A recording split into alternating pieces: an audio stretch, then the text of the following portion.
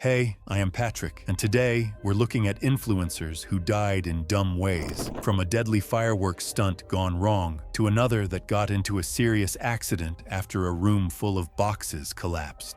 It was February 11th, 2014, in a studio apartment in Modesto, California. The room was silent except for a kettle click, a hiss of steam, humming lights, and fading headlights. Dylan Kruber was 22 years old and worked overnight shifts at a food distribution warehouse, earning a modest hourly wage, moving pallets into refrigerated trucks. He had left a local culinary arts program after one semester. Following repeated warnings for ignoring kitchen safety rules, Dylan ran a small YouTube channel focused on extreme eating challenges, filming late at night with basic equipment. After 8 months, the channel had reached 847 subscribers and brought in only a small amount each month, reinforcing his belief that pushing further was the only way to be noticed. The apartment's galley kitchen measured 6 feet by 4 feet, with a single electric burner and a countertop that doubled as his filming surface.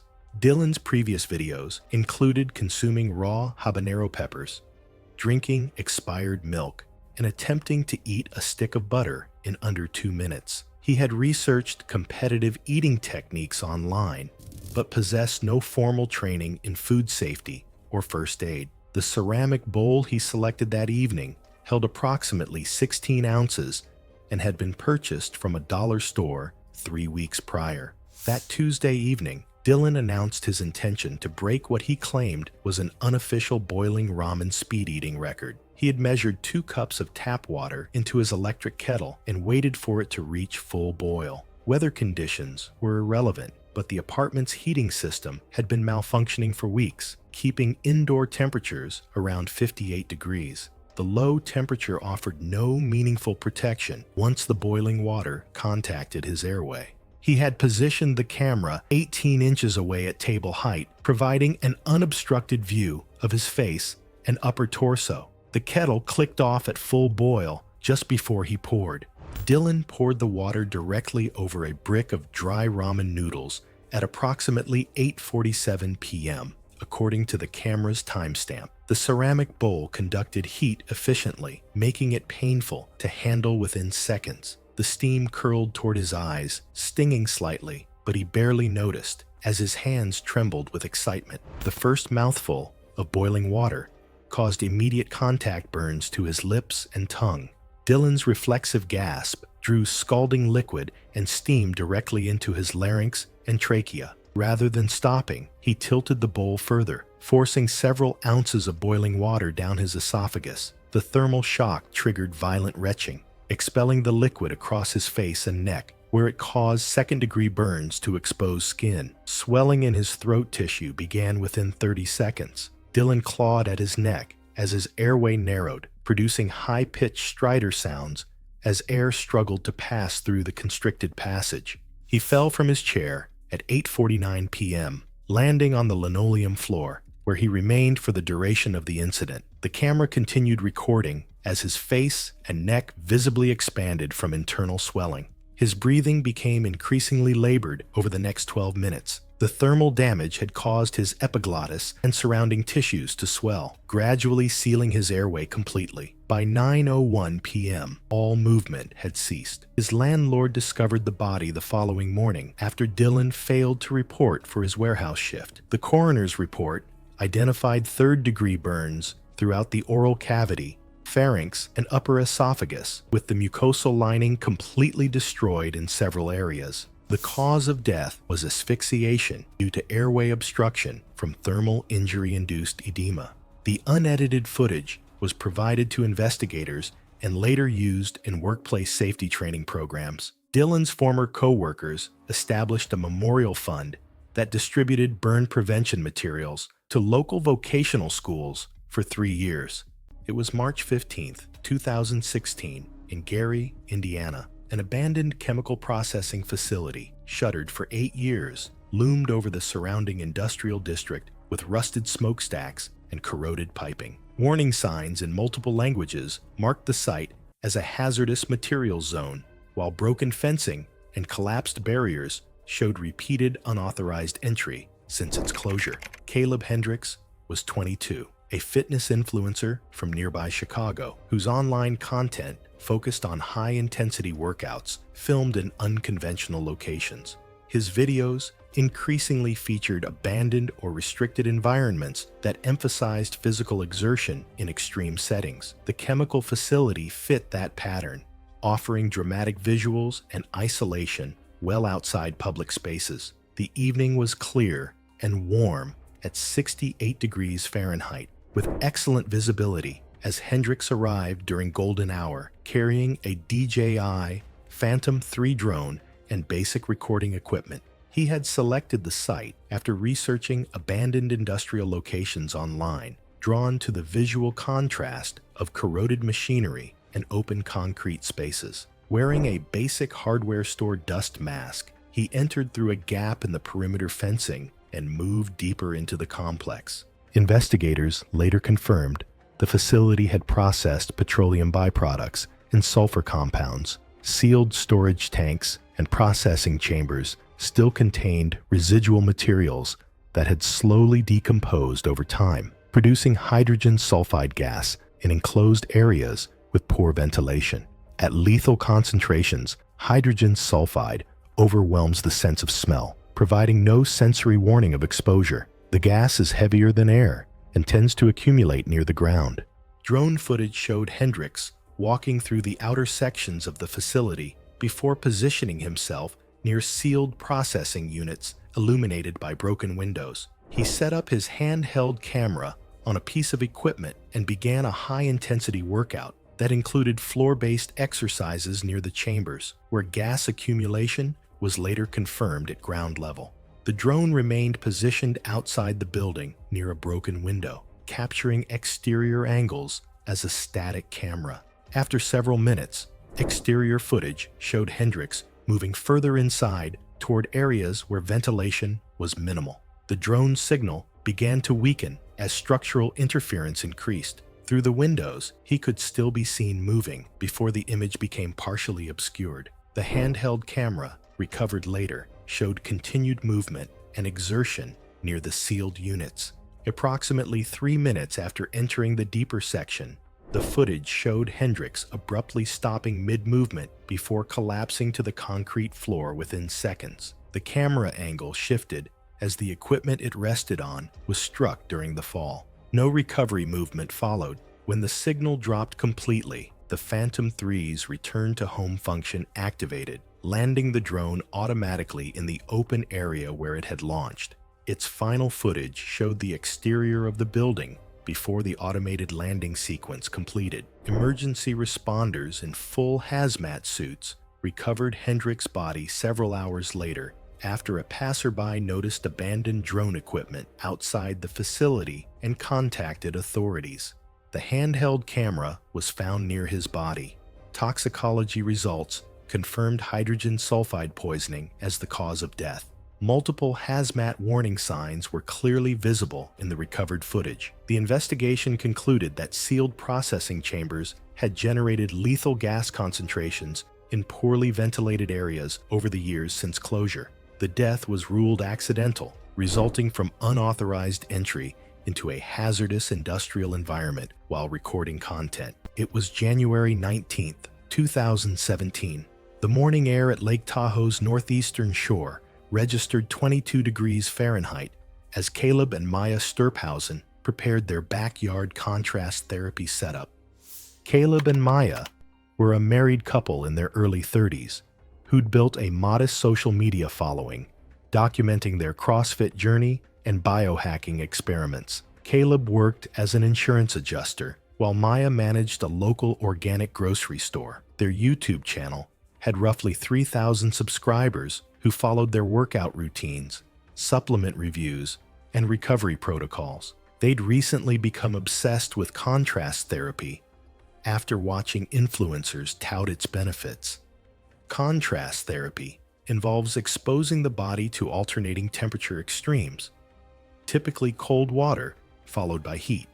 The drastic temperature shifts cause rapid blood vessel constriction and dilation. Medical professionals recommend gradual transitions and moderate temperature differences. Caleb and Maya had spent weeks doing ice baths, followed by hot showers, but explained in an update video that they wanted something more extreme for their channel. They'd purchased a wood-fired soaking tub and positioned it on their lakefront property, planning to cut a hole in the frozen lake ice for maximum contrast. That morning, they'd ignored basic safety guidelines entirely.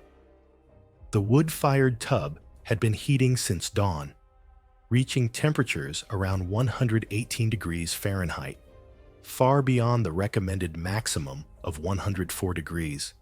They'd used a chainsaw to cut a 4x4-foot hole in the lake ice, exposing water that measured 34 degrees Fahrenheit. Caleb had positioned 3 cameras, one mounted on a tripod facing the lake, one on the tub deck, and Maya's phone propped against a tree. In a recorded footage, they said that they planned to immerse in the freezing lake for 3 minutes, then sprint directly into the dangerously overheated tub. At approximately 8:15 in the morning, both entered the lake hole simultaneously. The shock was immediate and visible on camera. Their breathing became rapid and panicked as the frigid water triggered an involuntary gasp reflex and uncontrolled hyperventilation.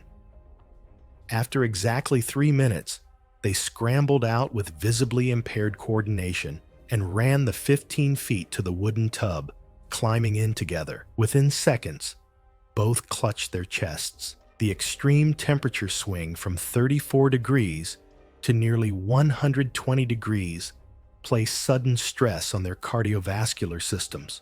Caleb grabbed at his upper back while Maya pressed both hands to her sternum. The tripod camera captured both of them, convulsing briefly, before slumping face down into the steaming water simultaneously. The image partially blurred as condensation formed on the lens. Neither surfaced or moved again. A neighbor walking his dog noticed steam rising unusually high from the Sturphausen property and heard the cameras still running, but no voices. He approached the fence line around 8:35 in the morning and saw 2 bodies floating motionless in the tub. He called 911 immediately. Paramedics arrived within 9 minutes, but both victims showed no vital signs. The autopsy revealed both had suffered sudden fatal cardiac arrhythmias, most consistent with ventricular fibrillation.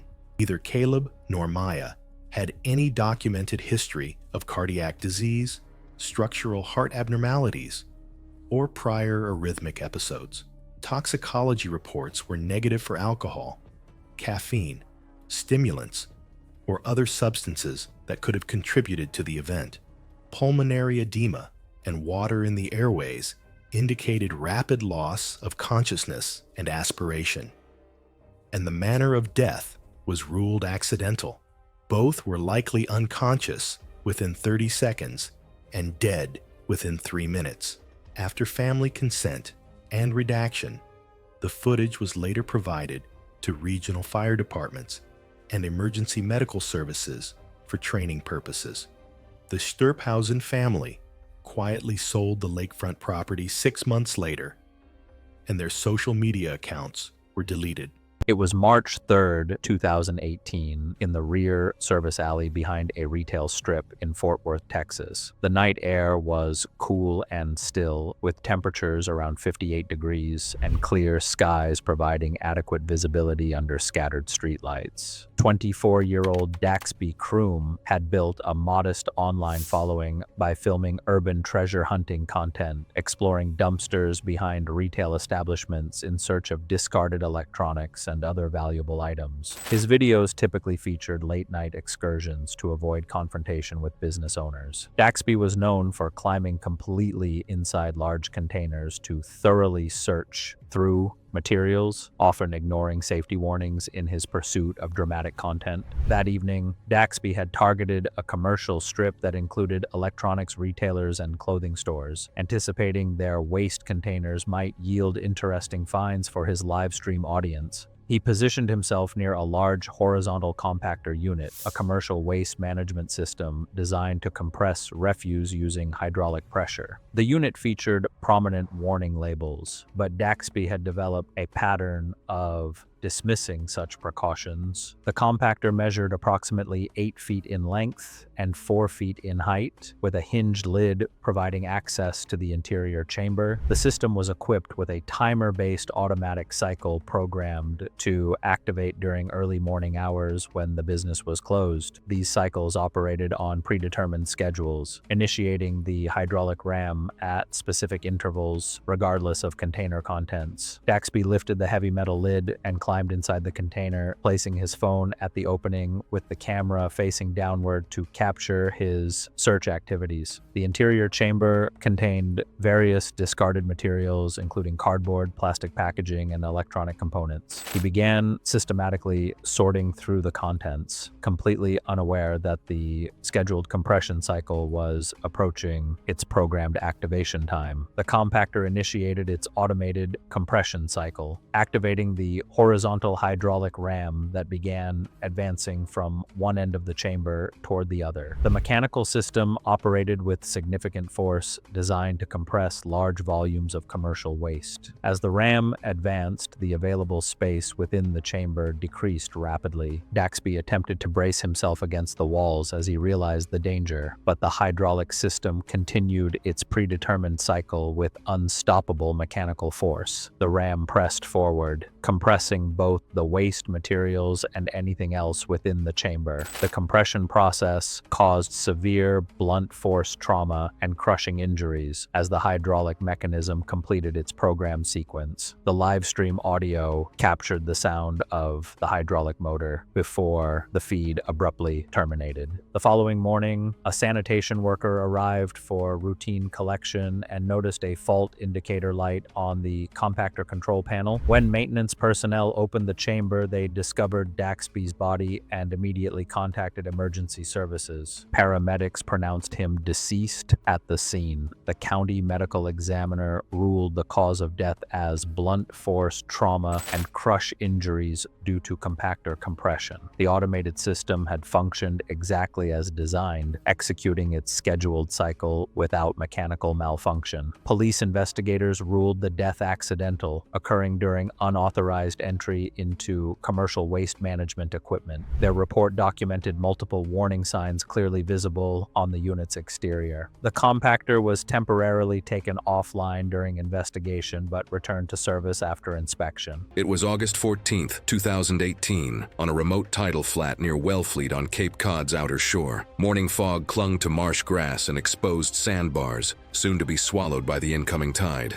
The isolation and rhythmic sound of distant waves masked hidden dangers, including pockets of liquefied sand capable of trapping even experienced outdoorsmen. Chanel Milan, 26, had built a following by presenting wilderness survival as an accessible lifestyle rather than a technical skill. Working a full-time marketing job, she used weekends and vacation time to film dramatic outdoor content for sponsorships from gear and supplement companies. Her videos emphasized visually striking survival scenarios, often skipping essential safety measures, emergency backups, or proper training. Decisions that had already resulted in several close calls she downplayed in her edits. Tidal marshes and exposed sandbars are notoriously treacherous, hiding quicksand-like sediment that appears solid but liquefies under pressure, while incoming tides turn minor missteps into time-critical emergencies. Though Chanel had reviewed satellite images and tide charts, she lacked the local knowledge to recognize subtle warning signs like unusual vegetation patterns or soft, discolored sand, and she dismissed fishermen's warnings about unstable ground and tidal hazards. That morning's shoot required her to demonstrate survival skills for dramatic sponsor-driven footage, and she began filming as her camera operator remained on stable dune grass. Carrying heavy camera and drone equipment, she moved across the sandbars until she found what looked like the perfect location where marsh grass met open sand, unaware that liquefied pockets lay just beneath the surface. While crossing a 50-foot section of marsh, Chanel stepped into a pocket of unstable marsh sediment that trapped her right leg and prevented her from pulling free. Panic and flailing caused the material to liquefy further, while the weight of her gear accelerated her descent. Within minutes, she was immobilized in place as the rising tide began covering the surrounding sand, the rising tide adding water pressure and destabilizing the sediment further, making movement nearly impossible. Her friend attempted to call for help and launched the drone to maintain visual contact, but weak cellular reception and the remote location delayed emergency response. Over the next 20 minutes, she remained trapped as the incoming tide steadily rose, flooding the surrounding marsh and limiting any chance of movement. As the water level continued to increase, she slipped below the surface and was no longer visible from shore. Rescue teams arrived more than 30 minutes later, but were unable to recover her immediately, requiring specialized equipment to safely extract her from the saturated sediment. The coroner confirmed that Chanel died from drowning after becoming trapped in unstable marsh sediment as the incoming tide rose. Her lungs and stomach contained significant fine sediment consistent with the tidal marsh environment. Abrasions on her arms and hands indicated prolonged struggle, but there were no other injuries contributing to her death. The combination of quicksand entrapment and rising tide made survival unlikely even with immediate intervention. Following the tragedy, local authorities added warning signs and barriers around hazardous areas. Chanel's family posthumously edited her content to create educational materials about tidal marsh safety. Sponsoring outdoor companies ended extreme survival influencer programs, and drone footage was donated to marine safety organizations for training purposes. Chanel's story became a cautionary tale among adventure bloggers about the critical importance of proper training, local knowledge, and safety protocols in dangerous environments. It was November 17th, 2016, in Brazzaville, Republic of Congo. The Rivertown Market had been running since early morning, vendors moving between stalls of fish, livestock, and caged animals along the waterfront. Dami Ose, 29, ran a wildlife and exotic animal channel with around 6,200 subscribers. His videos focused on reptile handling, exotic pet culture. He had filmed himself handling Nile monitors, venomous snakes, and juvenile crocodilians, always speaking calmly to the camera while explaining behavior and technique. His audience saw him as fearless. I want you to note something. Fearless is a great quality for content, but it is a terrible quality for survival. He had traveled to the region specifically to film a new series. While filming at an animal market, he came across a juvenile Nile crocodile roughly 3 feet long, kept inside a plastic fish crate with rope across the lid, alongside several other reptiles. He purchased it on the spot. He planned to feature the animal in a live handling video once he returned home, something he believed would draw far more attention than his usual content. He did not declare the animal. He did not have an approved transport crate. He placed the crocodile inside a reinforced duffel bag, pulled the zipper shut, and tied the handles together with cord. The animal stayed quiet during the drive away from the market. He filmed a short clip in the vehicle, explaining to his audience that a major reveal was coming in a future episode. I need you to understand what that means. He smuggled a live Nile crocodile across a city in luggage, and you might think that was the hard part. But later that evening, inside his hotel room while preparing for the next stage of travel, he opened the bag slightly to check on the animal. And this is where I genuinely cannot explain the reasoning to you. The crocodile twisted sharply inside the confined space. Without the rigid walls of a proper crate to restrict its body, it had room to generate torque. It rolled hard against the fabric, and the zipper strained as the bag flexed under the movement. Dami reached forward and tried to pin the snout through the opening with one hand, but the bag was not in a controlled condition. It restricted his reach as much as it restricted the animal. I think he wasn't prepared for what came next. The crocodile seized his right forearm as he leaned in. The jaws locked, and the animal immediately went into a death roll. The torque of the roll against the fixed grip tore through the muscle and soft tissue of the forearm, in a spiral pattern, stripping the tissue away from the bone. A deep arterial vessel in the forearm ruptured under the torsional force before the animal released and dropped to the floor. Blood pulsed from the wound with each heartbeat. Dami stumbled back against the wall and went down. He wrapped his arm with whatever he could reach, but the pressure was not sufficient to control the bleeding. The crocodile moved toward the dark gap beneath the bathroom door and stayed there. Nobody came immediately. By the time a staff member passing the room noticed blood seeping under the door and called for help, Dami had been on the floor for some time. Emergency services and local wildlife authorities were called. Paramedics entered the room and found Dami unresponsive on the floor, the arterial wound to his forearm having bled without adequate pressure for too long. Resuscitation was attempted. Dami Osi was pronounced dead at the scene. He was 29 years old. Investigators confirmed the animal had been transported without permits and without the rigid ventilated crate required under international wildlife transport regulations. And the funny part to me was that the crocodile just laid beneath the bathroom door and was recovered by wildlife officers. The animal that caused all of this was the only thing in that room that walked out fine. It was July 9th, 2015, in a cramped one-bedroom apartment on Plainfield Avenue in Edison, New Jersey. The evening was quiet, the hum of distant traffic drifting through the open window, while steam rose from unopened takeout containers stacked beside a laptop. A desk lamp above the dining table cast a warm glow across the cluttered space as a live stream chat scrolled rapidly with menu suggestions. Lena Park was 25 years old and worked 6 days a week as a nail technician, earning $28,000 annually, plus tips that barely covered rent and student loans.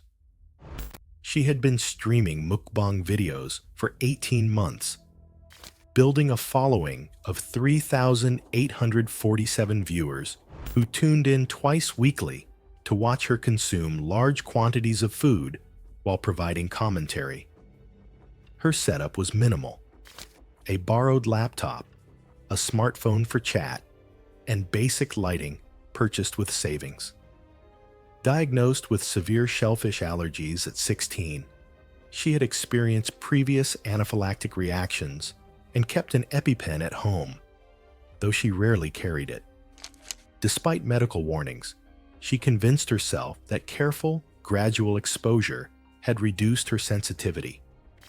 That Thursday evening, Lena began a subscriber's choice night, allowing viewers to select menu items through live chat and third-party donation links. The audience had requested seafood-heavy dishes, contributing $127 in donations to cover lobster rolls, crab cakes, shrimp tempura, and clam chowder. The takeout had arrived 15 minutes earlier, still warm, and Lena placed it on the table beside her laptop. At 8:17 p.m., 74 viewers were active as she acknowledged the shellfish selections and briefly displayed her EpiPen to the camera, claiming she had trained past her previous reactions. She started with the clam chowder, consuming roughly half the container over several minutes. By the 6th minute, viewers commented on swelling around her lips and a changing, hoarse voice. Lena continued eating while responding to chat messages, including crab cake bites, despite obvious physical changes. At 8:26 p.m., her breathing became labored, producing a high-pitched wheeze that the microphone amplified. She stood abruptly, knocking over her water glass, and moved toward the bedroom where her EpiPen was stored, pausing in the hallway as her hands began to tremble and swell. The live stream recorded the empty chair and scattered food containers.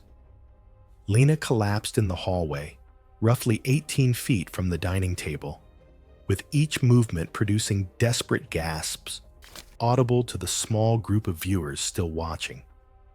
A longtime viewer, who recognized her address from earlier streams, called emergency services at 8:33 p.m. By 8:36 p.m., all sound had ceased. Emergency responders arrived at 8:41 p.m., forcing entry after finding the front door locked. Lena was found unconscious, the EpiPen still sealed inside the medicine cabinet.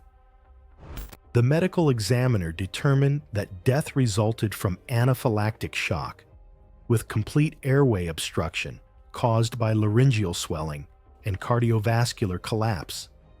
Toxicology confirmed elevated histamine levels consistent with severe shellfish exposure, with no other substances contributing to the reaction. The live stream recording was recovered by investigators, but never released publicly. Her family now works with allergy education programs to distribute guidance on recognizing and responding to severe reactions in homes and workplaces.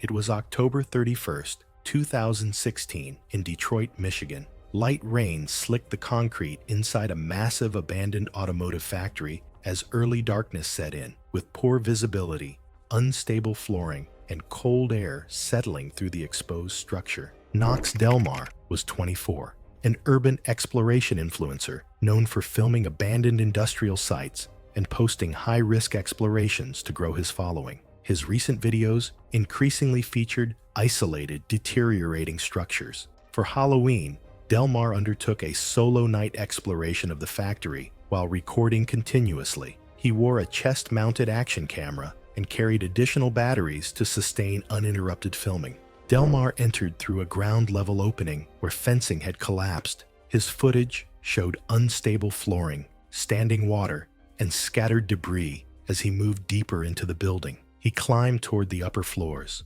drawn by darker corridors and more dramatic visuals. In his backpack were dog treats and packaged dog food, items recovered later alongside his recording equipment. Investigation later determined that 3 feral dogs had been sheltering on the 3rd floor for an extended period. The animals used a large enclosed room for warmth and protection, retreating there during bad weather. They avoided people when possible, but the confined space and limited exits made them defensive when approached. As Delmar entered the 3rd floor corridor, his camera captured movement ahead. The dogs were visible near the entrance to their shelter area, alert and tense.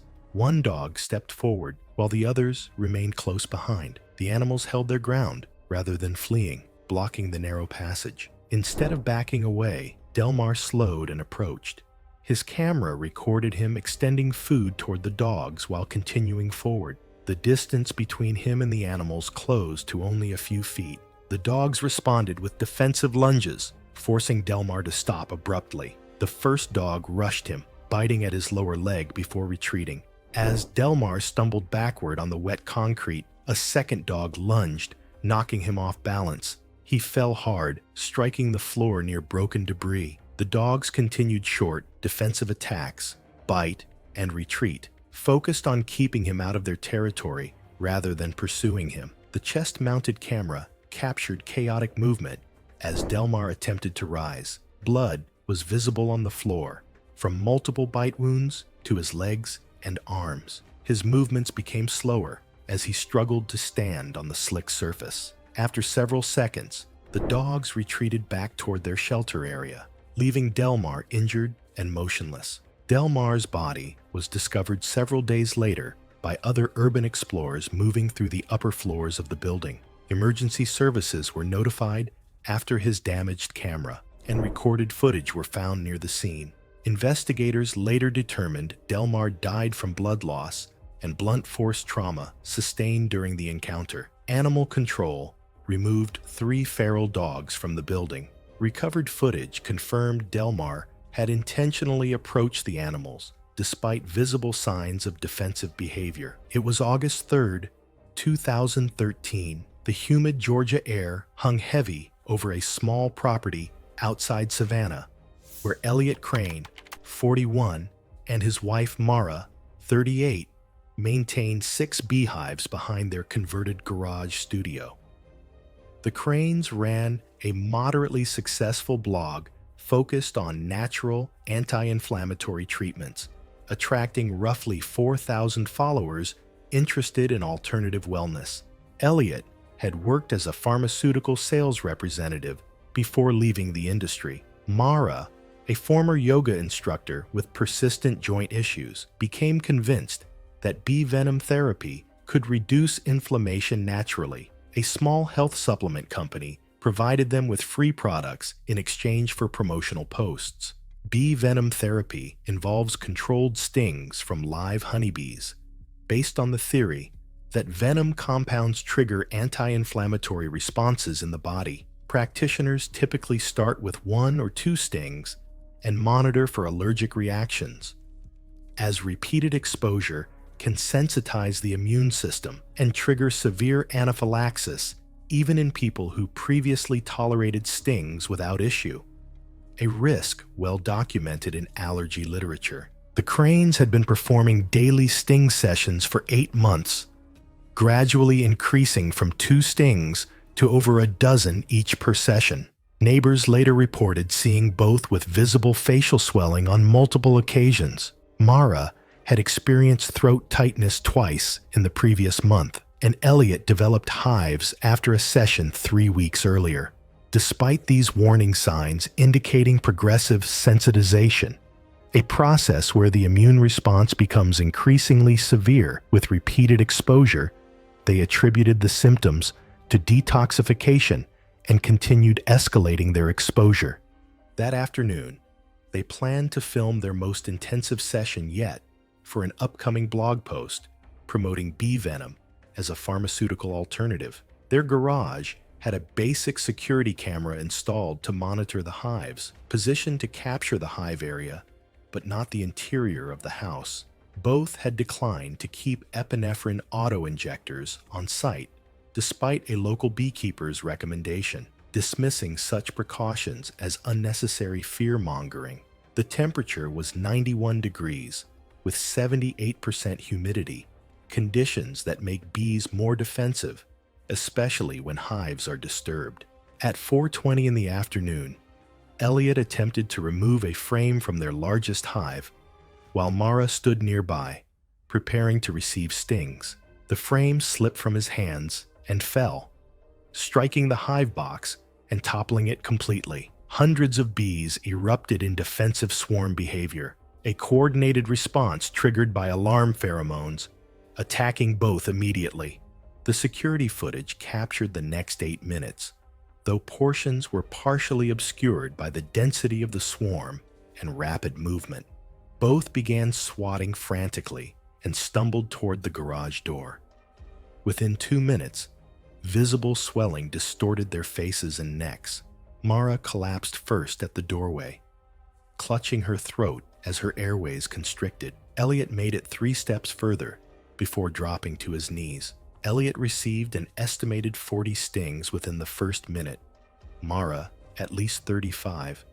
Numbers later confirmed during post-mortem examination. Neither could reach the phone inside, which had been left charging on a workbench. At 4:31 in the afternoon, a neighbor working in his yard heard unusual commotion and saw the massive bee swarm. He called emergency services immediately. Paramedics arrived at 4:47 in the afternoon, finding both unconscious and not breathing. Despite aggressive treatment, including epinephrine and advanced airway attempts, made difficult by severe facial and throat swelling, neither responded. The medical examiner determined both died from anaphylactic shock, causing complete airway closure and catastrophic blood pressure collapse. The autopsy showed severe swelling in the throat, fluid in the lungs, and high levels of a blood chemical that indicate death from a severe allergic reaction. The security footage was reviewed by county health investigators examining the incident, with digital copies preserved under evidence chain protocols.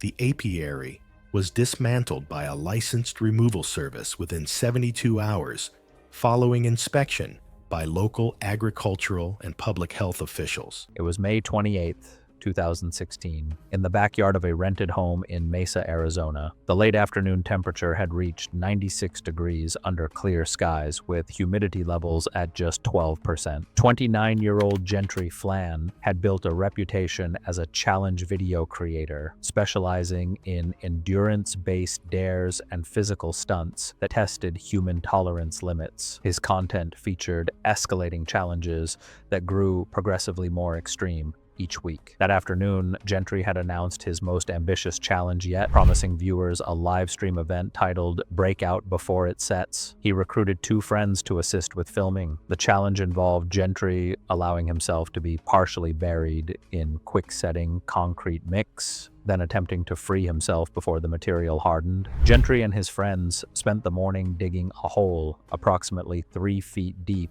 and 2 feet in diameter. They purchased several bags of rapid-setting concrete mix, advertised to achieve initial hardening within 15 to 20 minutes. The plan involved pouring mixed concrete around Gentry's legs while he stood in the hole, with the mixture reaching mid-thigh. Gentry had not researched proper concrete mixing ratios, relying on his assumption that physical strength alone would be sufficient for extraction. During mixing, Gentry's friends added insufficient water to the concrete blend, creating a mixture considerably thicker than manufacturer specifications required. This overly thick material was poured around Gentry's legs, encasing him from feet to mid-thigh level. The chemical reaction within the thick mixture began generating considerable heat. The exothermic curing process intensified in the extreme Arizona temperature, accelerating the hardening far beyond normal rates, while causing thermal burns to his encased legs.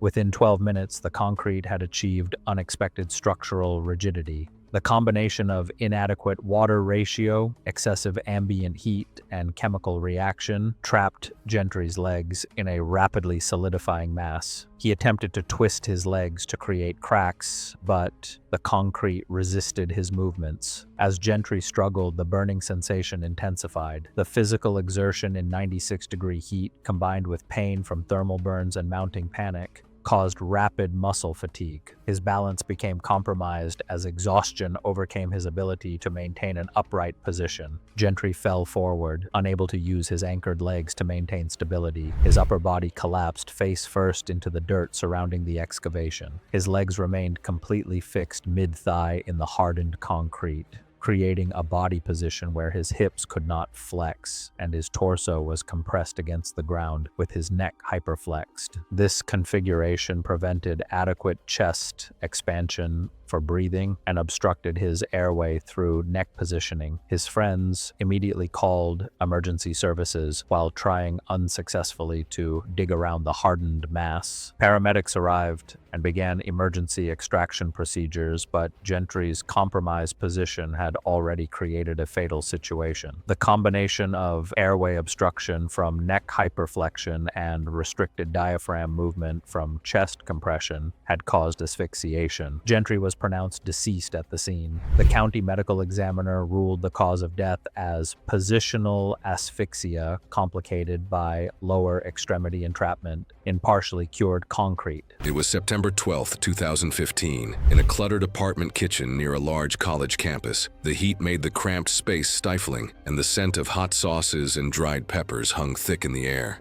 Laptops, ring lights, and a plate of 10 ghost peppers, each measuring close to 1 million Scoville units, sat ready on the counter. Kaylee Lane, 23, had built a reputation as a fearless extreme spice challenger.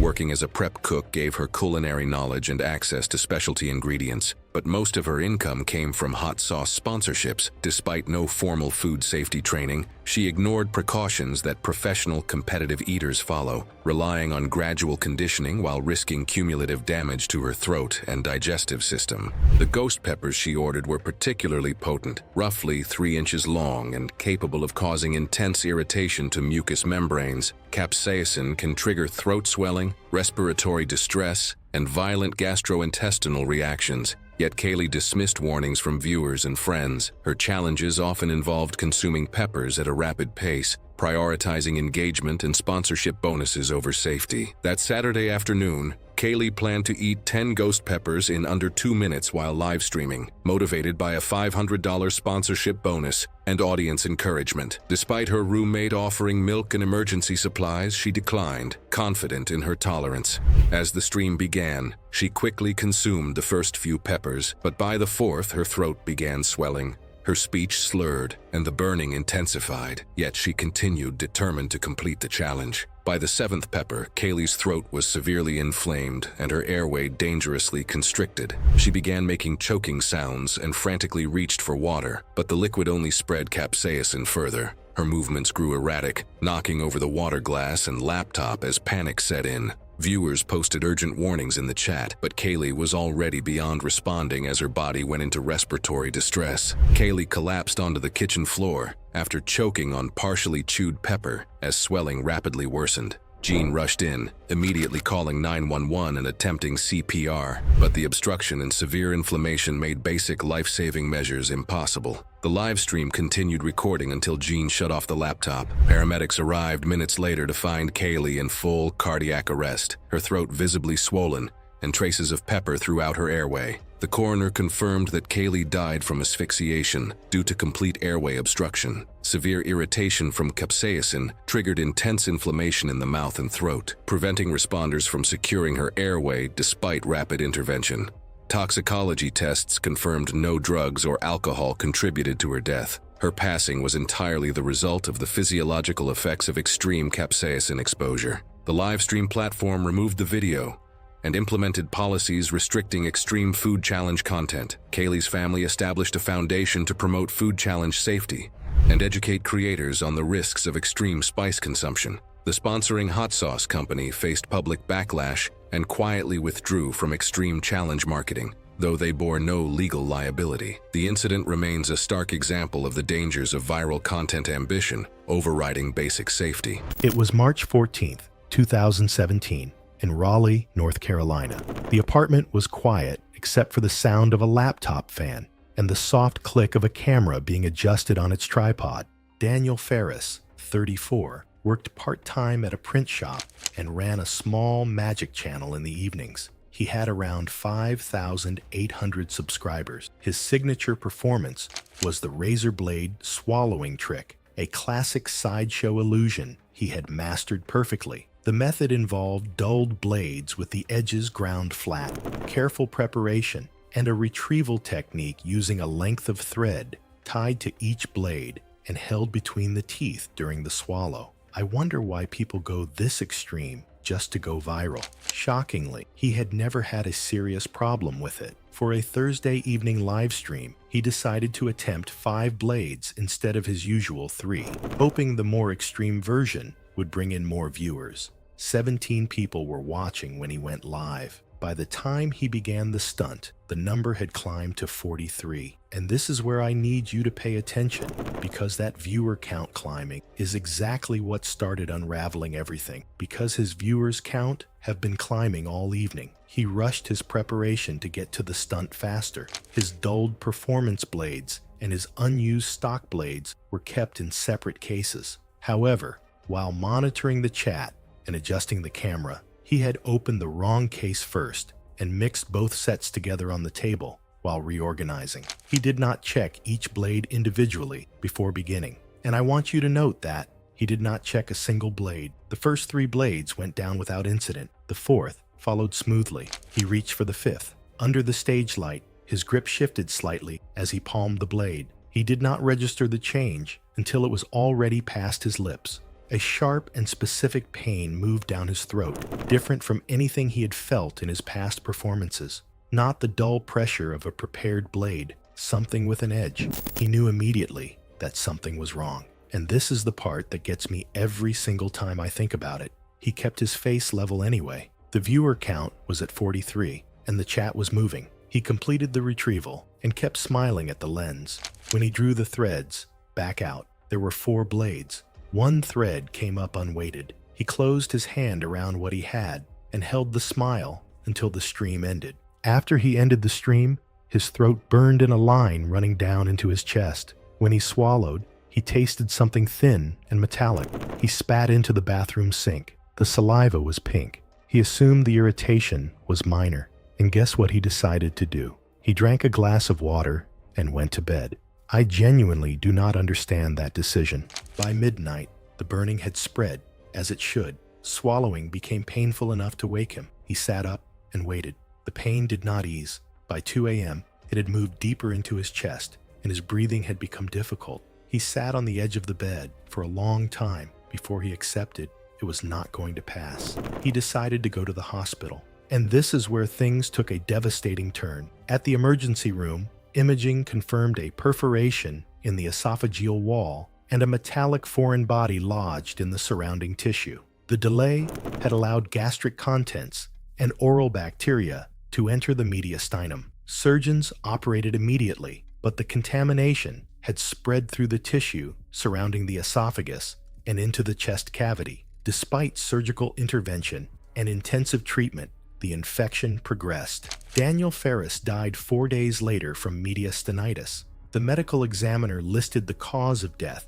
as infectious mediastinitis following esophageal perforation. The video was taken down from the platform. Seriously, I still wonder why he kept smiling just for views, despite sensing something has gone wrong.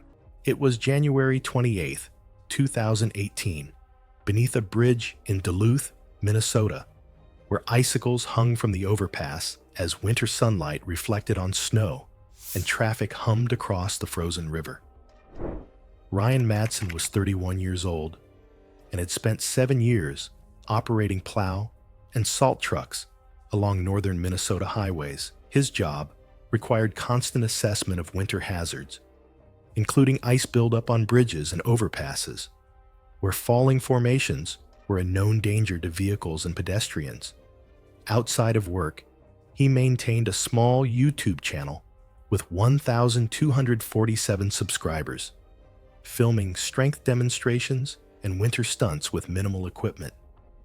His channel brought in a small amount of ad and viewer support each month, which supplemented his pay, and he had recently upgraded his camera gear to improve video quality.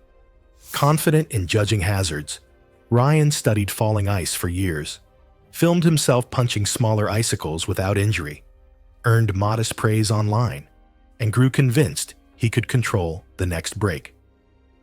That Sunday afternoon, Ryan stopped beneath a particularly large icicle hanging from the underside of the bridge. Temperatures had risen to 28 degrees, causing minor surface melting, but no visible fractures. The formation measured nearly 4 feet long and 8 inches across, weighing an estimated 70 to 80 pounds. He parked his truck on the shoulder, activated his hazard lights, and set up his camera on a tripod aimed upward. At 2:47 p.m., he began recording and explained his plan to viewers, joking that it was just another winter cleanup. 3 cars passed during setup, drivers slowing as they noticed him standing beneath the ice. Ryan positioned himself directly under the tip, glanced once at the camera, and raised his right fist. He struck the base with a forceful upward punch. The upward force from his blow transferred directly into the frozen anchor point, shearing the formation loose from the concrete. The ice fractured cleanly, but instead of shattering into pieces, the entire icicle detached at once. For a fraction of a second, it hung suspended in the air. Then it fell. The heavy mass dropped straight down, spinning slightly as sunlight flashed across its jagged edge. Ryan had no time to move. The pointed end struck just below his collarbone at full speed, punching through muscle and driving deep into his upper chest. The impact pierced his right lung and tore several major blood vessels inside the thoracic cavity. He collapsed instantly onto the snow, bright arterial blood spreading across his jacket and pooling beneath him. The camera continued recording as he struggled to roll onto his side. He tried to inhale, but each breath came out as a wet, gurgling sound as blood filled his airway, and the punctured lung began to collapse. A passing motorist slowed, then stopped when he saw Ryan motionless beneath the bridge. The driver called emergency services and ran toward him, pressing gloved hands against the wound in an attempt to slow the bleeding. Ryan's eyes remained open and unfocused, his lips turning pale as his breathing weakened. Paramedics arrived within minutes and immediately began resuscitation efforts, applying oxygen and attempting to control the hemorrhage. Despite rapid intervention, the blood loss was too severe. Ryan was pronounced dead at the scene. The medical examiner later determined that death resulted from hemorrhagic shock due to massive internal bleeding following penetrating chest trauma and a punctured lung. The camera continued recording after the impact until the passing motorist shut it off. Investigators recovered the footage as evidence, but it was never released publicly. Following the incident, the Regional Transportation Department updated winter inspection and removal procedures for large ice formations on bridges and overpasses. Annual winter hazard training now emphasizes the unpredictable physics of falling ice and the dangers of attempting removal without proper equipment. It was July 22, 2017, in Yellowstone National Park, Wyoming. The Lamar Valley stretched across the landscape under clear morning skies, with temperatures reaching a comfortable 72 degrees Fahrenheit and light breezes providing perfect visibility across the grasslands. A scattered herd of American bison grazed peacefully across the valley floor, their massive forms creating dramatic silhouettes against the mountain backdrop. Zara Blackwood was 25, a travel blogger from Portland who had developed a passion for wildlife photography during her college years. She had been visiting various locations across the western United States, documenting her experiences with nature and wildlife. Blackwood was particularly drawn to large mammals, fascinated by their behavior and eager to capture intimate footage that would showcase their natural beauty and power. The clear morning provided good visibility across the valley. Blackwood carried a GoPro Fusion 360 camera mounted on an extended pole, planning to capture unique footage from multiple angles simultaneously. She had researched Yellowstone's wildlife extensively online, studying bison behavior and movement patterns to better understand their habits. Regulations clearly required visitors to maintain at least 25 yards distance from bison, with multiple brochures and signs explaining that these animals were wild and unpredictable despite their docile appearance. Blackwood had read the safety information, but proceeded beyond the recommended distance limits while recording.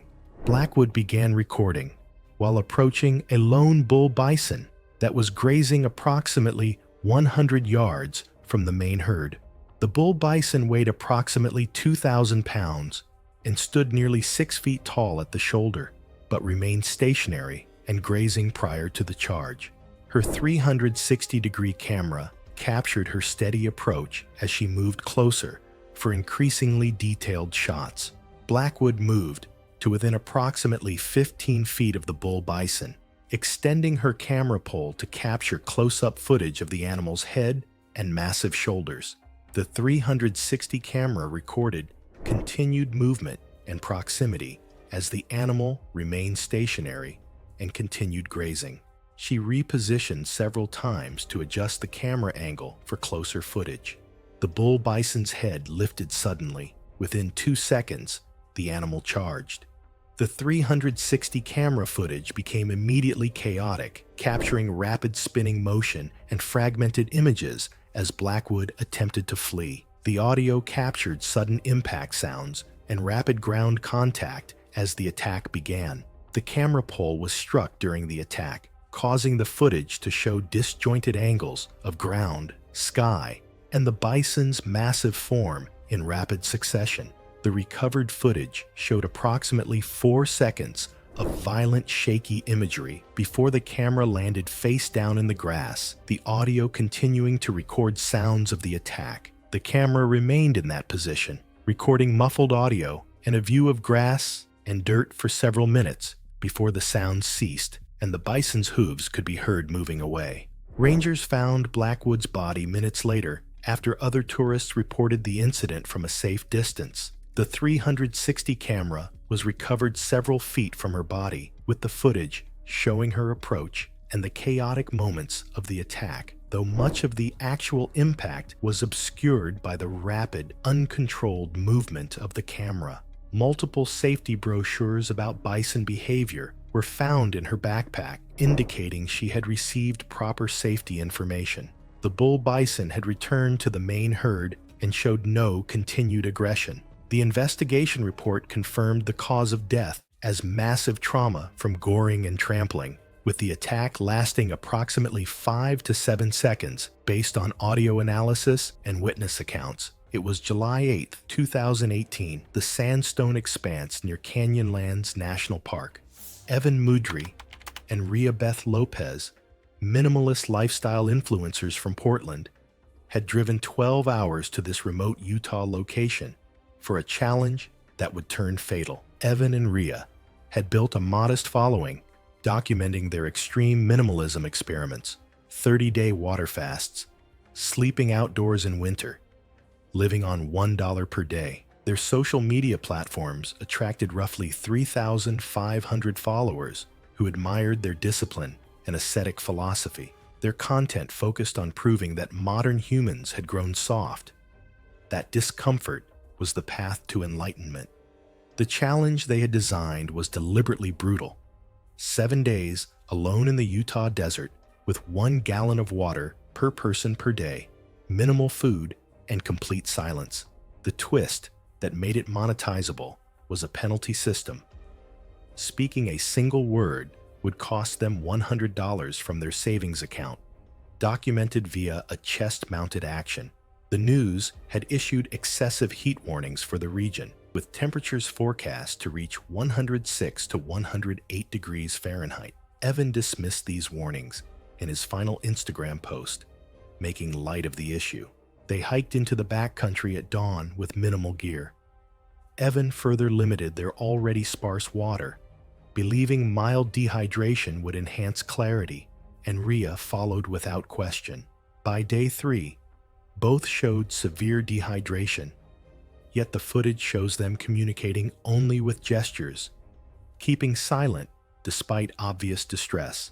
On day 4, approximately 3:15 in the afternoon, Evan attempted to descend a steep sandstone ledge they had climbed earlier. Dehydration had affected his coordination and judgment.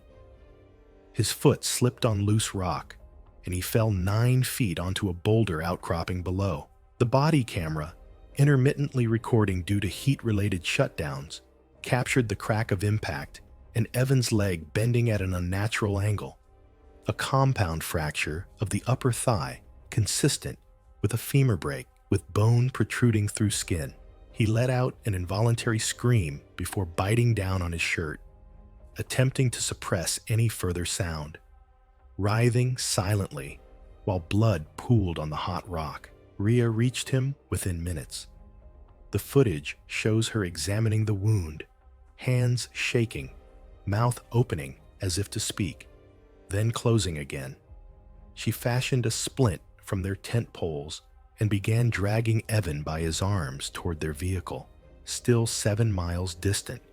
The temperature peaked at 106 degrees Fahrenheit. Over the next 48 hours, she made less than 2 miles, stopping frequently to rest in whatever shade she could find. The camera shows her collapsing on day 6, convulsing briefly, then lying still. Evan, immobilized and suffering massive blood loss from what was suspected to be a femoral artery injury, survived approximately another 36 hours before succumbing. A missing persons report, filed by Rhea's sister on day 9, prompted a search. Park rangers located their vehicle on day 11 and found both bodies the following afternoon. The body camera's memory card was recovered intact, containing segmented files with significant gaps, with roughly half of the footage usable and the remainder corrupted by heat and dust exposure. The medical examiner determined Rhea died from hyperthermia and multiple organ failure caused by extreme dehydration and physical exertion. The county coroner noted that speaking immediately after the accident would likely have saved both lives, as they were within intermittent cell signal range near the ridgeline and access trail for the first 18 hours after Evans' fall. Funerals were small and private, with Evans in Oregon and Rhea's in Texas, attended only by family and a few close friends, with no mention of their online lives. The recovered body camera footage was returned to Evans' parents and immediately destroyed, and all their social media accounts were deleted.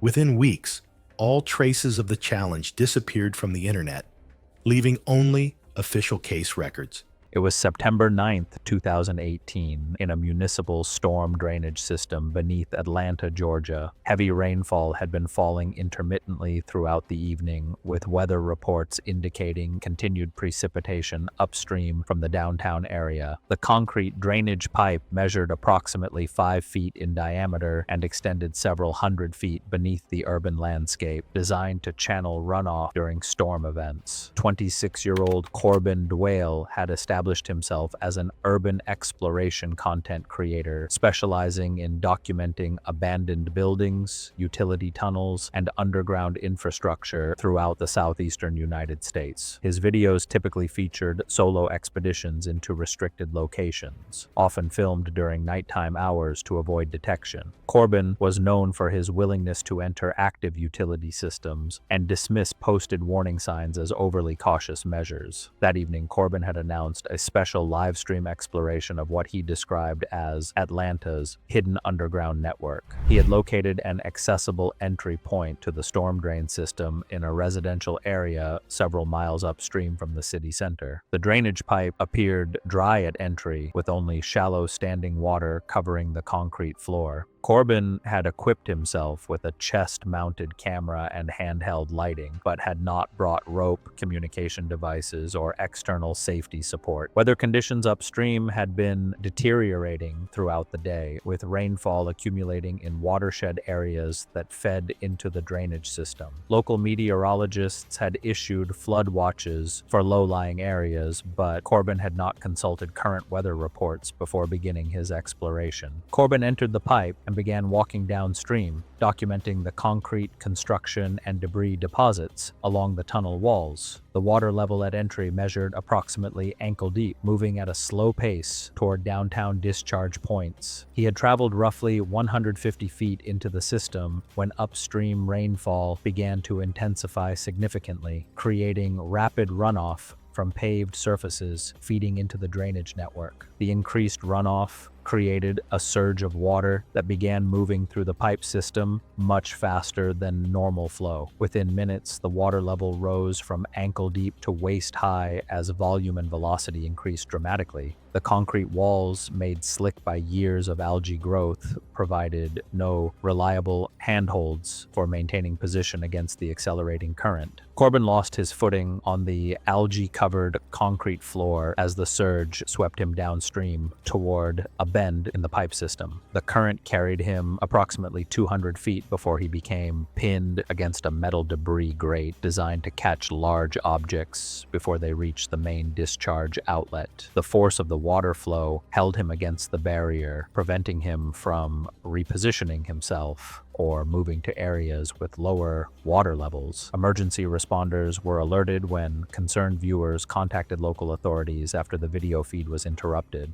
Rescue crews accessed the drainage system through a downstream maintenance opening and located Corbin at the debris grate. Despite immediate rescue efforts, the combination of water pressure and extended submersion had already created a fatal situation. Corbin was removed from the drainage system and pronounced deceased at the scene. The county medical examiner ruled the cause of death as drowning due to flash flooding inside the storm drainage system. City officials ruled the death death accidental, occurring during unauthorized entry into active municipal infrastructure. Authorities closed the case, ruling that Corbin Dwale drowned after flash flooding trapped him in the storm drains during an unauthorized visit in hazardous weather.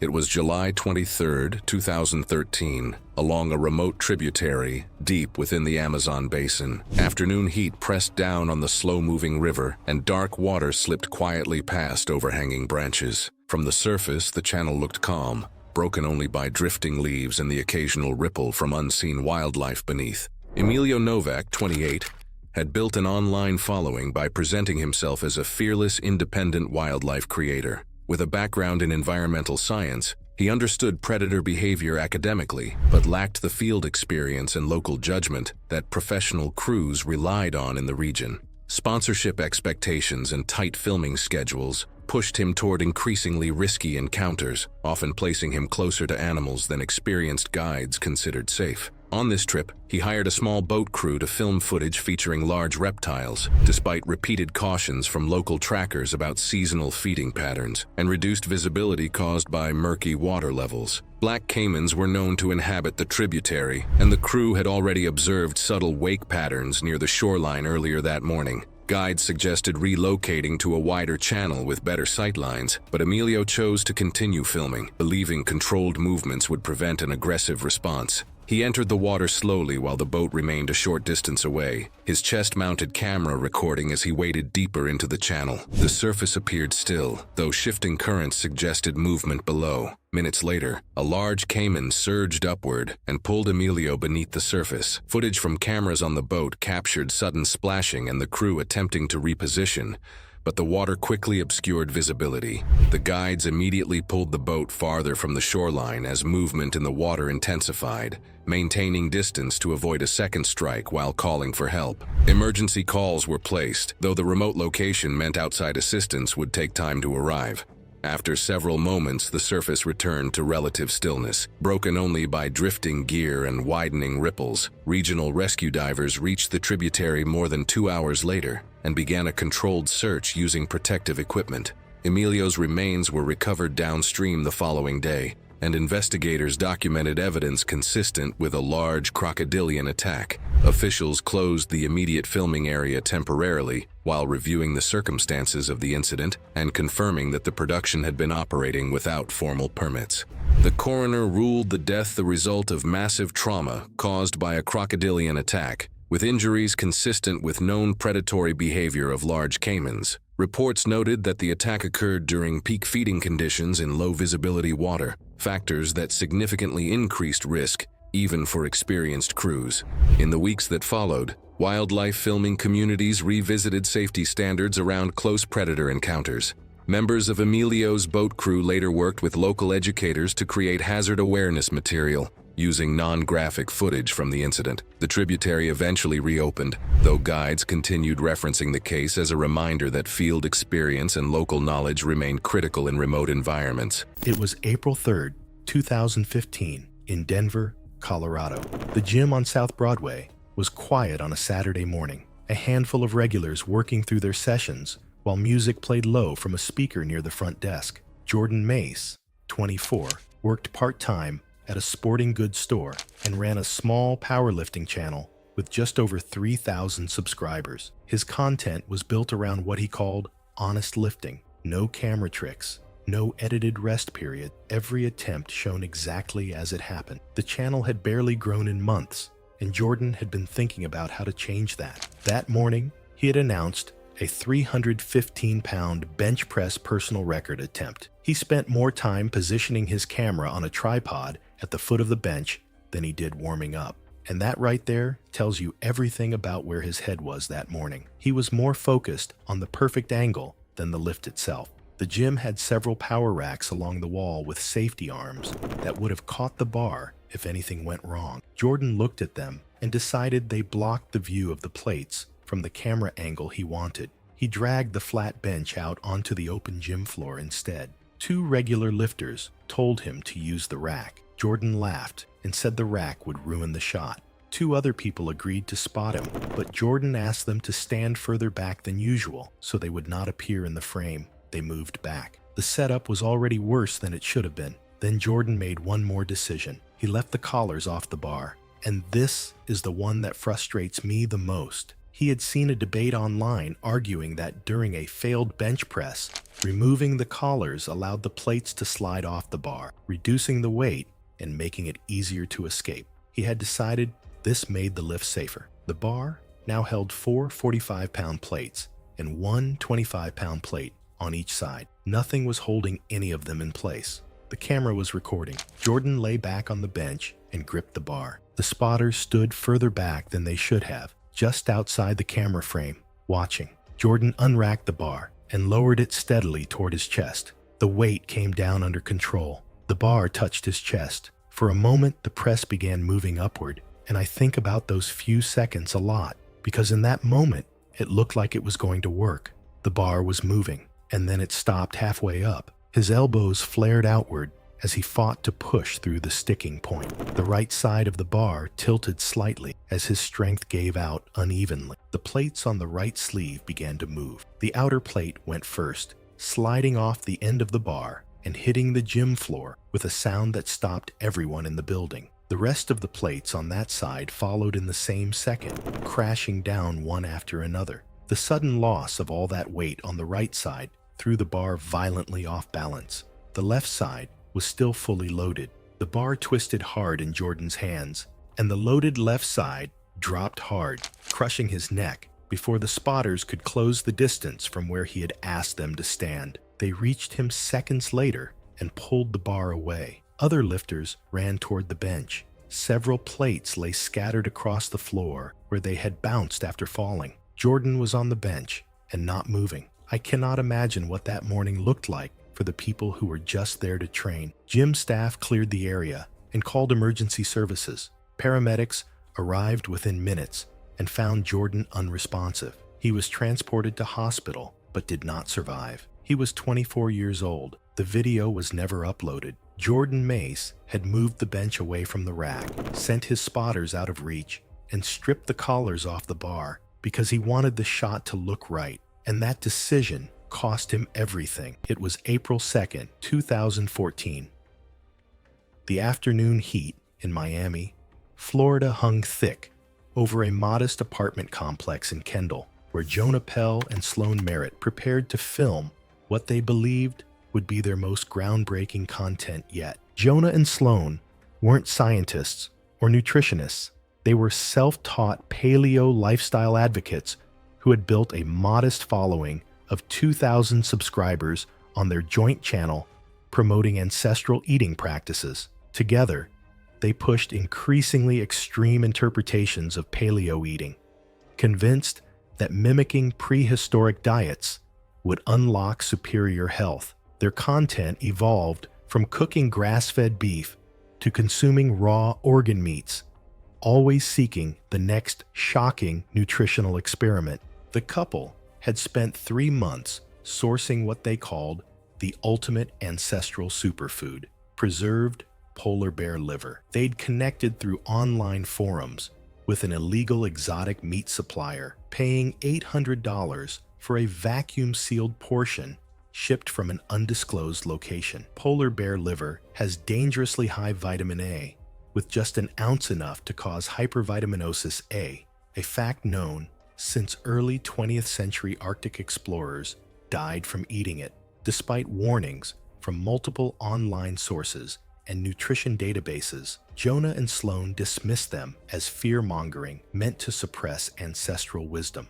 That afternoon, they filmed themselves eating about 4 ounces of the dark, oily liver each, noting a metallic, fishy taste. Both experienced immediate nausea and worsening headaches, but blamed it on flavor, not toxicity. They ended the video urging viewers to try apex predator organs, citing ancestral diets. By 9:30 that evening, both were experiencing severe headaches and persistent vomiting.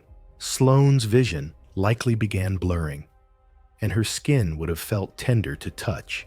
The symptoms worsened steadily through the night, but friends they were chatting with through the ordeal said that they convinced themselves this was detoxification, a concept popular in alternative health communities and went to bed expecting to feel better by morning. The next day brought escalating horror. Both developed intense photosensitivity that forced them to keep the apartment dark. The headaches intensified to the point neither could stand without vomiting. By afternoon, Jonah's coordination deteriorated noticeably, and Sloane became increasingly confused, asking repetitive questions and forgetting conversations within minutes. On April 4th, at 6:15 in the morning, Jonah collapsed in the bathroom. Sloane, now severely jaundiced with yellowed eyes and skin, managed to call emergency services and explained everything. Paramedics arrived within 8 minutes, finding both victims in critical condition with visible neurological impairment and uncontrolled vomiting.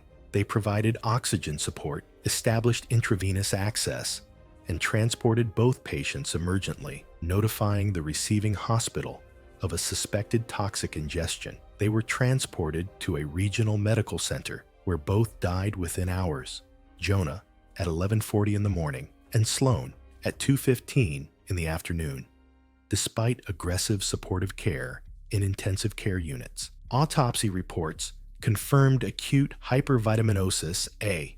Findings included severe acute liver failure with marked hepatic tissue damage and profound cerebral edema, with fluid accumulating inside their skulls, creating fatal intracranial pressure that caused irreversible brain injury.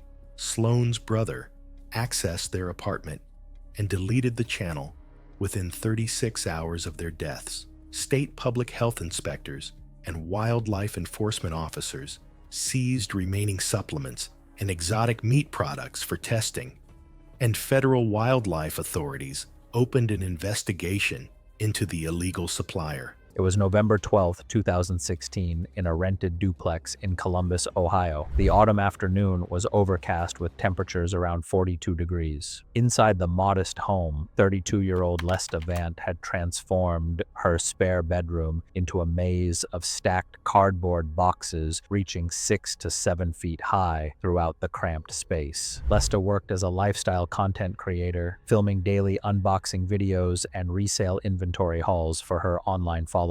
Over 18 months, her hobby evolved into a full-time operation that consumed nearly every inch of the spare room. She never invested in proper shelving, instead allowing boxes of varying sizes and weights to accumulate in precarious, freestanding columns. The narrow pathways between these unstable towers measured less than 18 inches wide. Boxes contained everything from bulk reference books and small appliances to electronics and household goods, creating uneven weight distribution. Many lower cartons showed visible bowing along their seams, the corrugated layers permanently compressed from sustained pressure and long-term stacking stress. That evening, Lesta announced a special live stream she called her 24-hour sorting challenge, promising viewers she would organize the entire inventory collection in one marathon session. She positioned her camera at the doorway, angling the lens to capture the cluttered workspace. The lighting was dim, provided only by a single overhead fixture and recording lights. Several stacks leaned subtly toward one another, creating shared pressure points where columns relied on adjacent piles for lateral stability. The air felt heavy with dust and stale cardboard fibers, disturbed each time a box shifted slightly under load. When Lesta climbed onto a lower stack to reach upper boxes, she shifted her full weight onto a poorly balanced column. The bottom layer, already weakened by prolonged compression, shifted outward under the added force. Cardboard fibers that had gradually lost rigidity failed under dynamic load. The collapse triggered a rapid cascade as the vertical stack gave way. Adjacent towers, destabilized by the initial failure, fell in sequence across the narrow room. The domino effect converted isolated instability into full room collapse. Lesta became pinned against the wall and floor as an estimated 600 to 900 pounds of inventory settled across her torso. The concentrated weight restricted chest expansion, preventing adequate breathing and limiting any meaningful movement. The live stream camera continued recording from the doorway, though the angle provided limited visibility. Viewers assumed the feed had frozen. A neighbor heard the crash, but dismissed it as routine movement of stored items. Roughly 45 minutes later, concerned viewers requested a welfare check. Emergency responders began systematic removal of debris. Fire personnel noted the absence of shelving anchors, wall bracing, or weight planning. Investigators also documented that several stacks had been leaning for weeks, supported only by friction and neighboring columns rather than stable framework. By the time she was uncovered, the room's contents had compacted into a flattened mass, reflecting progressive instability rather than sudden anomaly. No single box was unusually heavy. Investigators determined the fatal condition resulted from cumulative load without structural reinforcement. Cardboard under sustained compression loses rigidity and lateral resistance. The medical examiner later ruled the cause of death as compressive asphyxia. The sustained weight across her chest and upper abdomen prevented normal respiratory expansion, restricting oxygen intake until hypoxia led to cardiac arrest. There were no catastrophic internal injuries, no single crushing blow. Instead, the prolonged mechanical restriction of her rib cage made effective breathing impossible. The room had exceeded its limits long before the final shift. What appeared manageable on camera had been structurally compromised for months, requiring only one redistribution of weight to turn storage into collapse. It was February 28, 2014,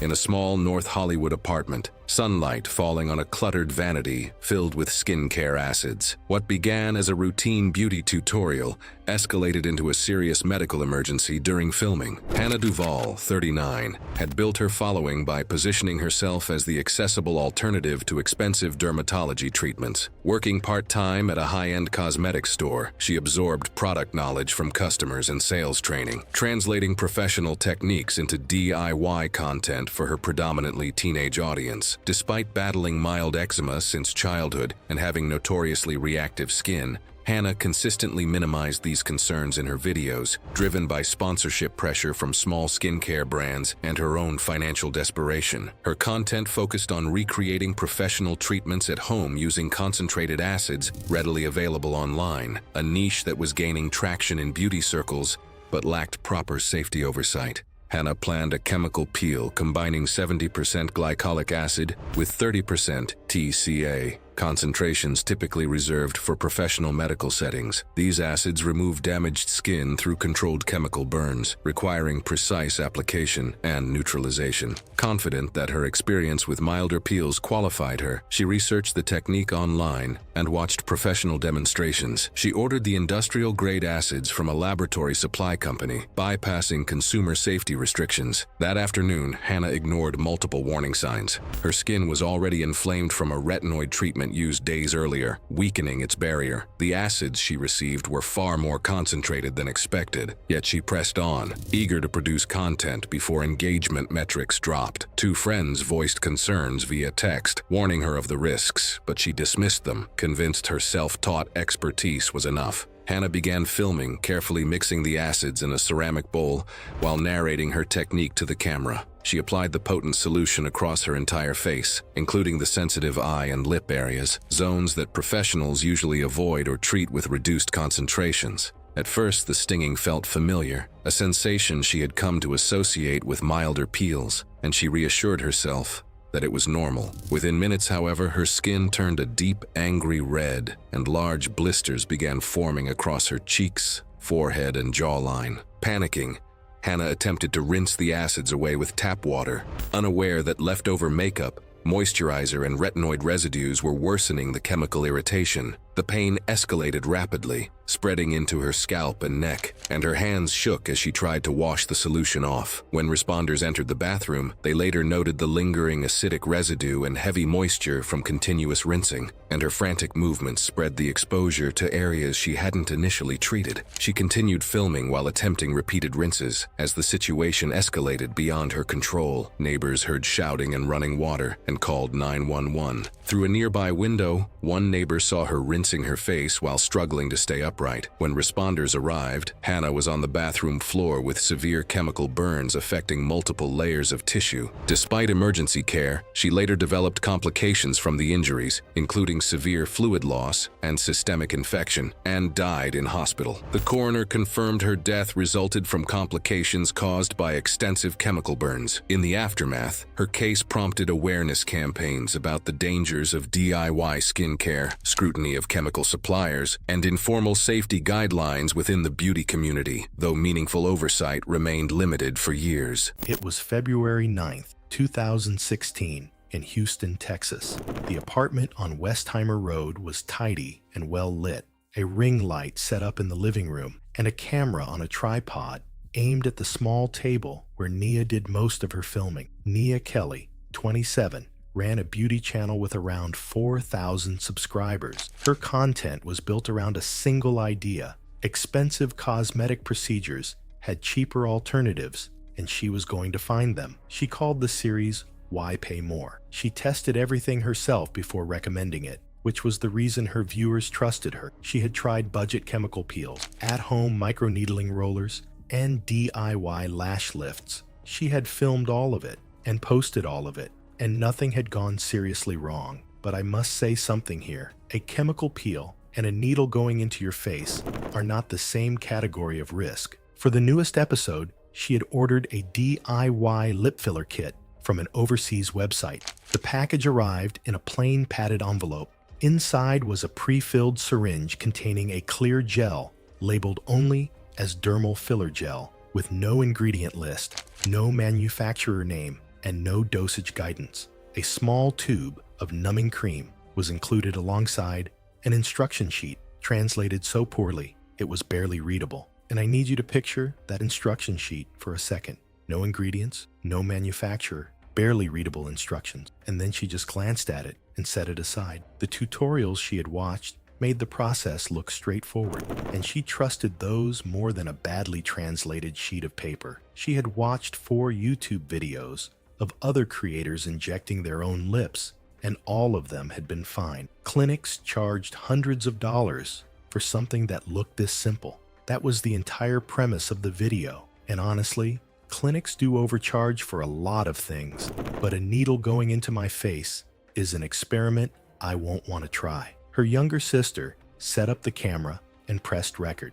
Nia opened the episode the same way she always did. She held up the kit and told her viewers that what they were about to watch cost her less than a makeup palette, while clinics charged several $100s for the exact same result. She said the tutorials made it look easy because it was easy. She was selling it to her audience before she had even picked up the needle. That's scary to me. She applied the numbing cream and waited for it to take effect, talking to the camera the whole time. Then she picked up the syringe. She aimed for the upper lip border, following the angle she had seen in the tutorials. What the tutorials had not explained, and what Nia had no way of knowing, was that the upper lip sits in a region of the face with critical arterial connections running close beneath the surface. And this is the part that genuinely unsettles me. She was following instructions from people who she wasn't sure of. Unfortunately for her, the needle entered a vessel, and filler was pushed into it under pressure.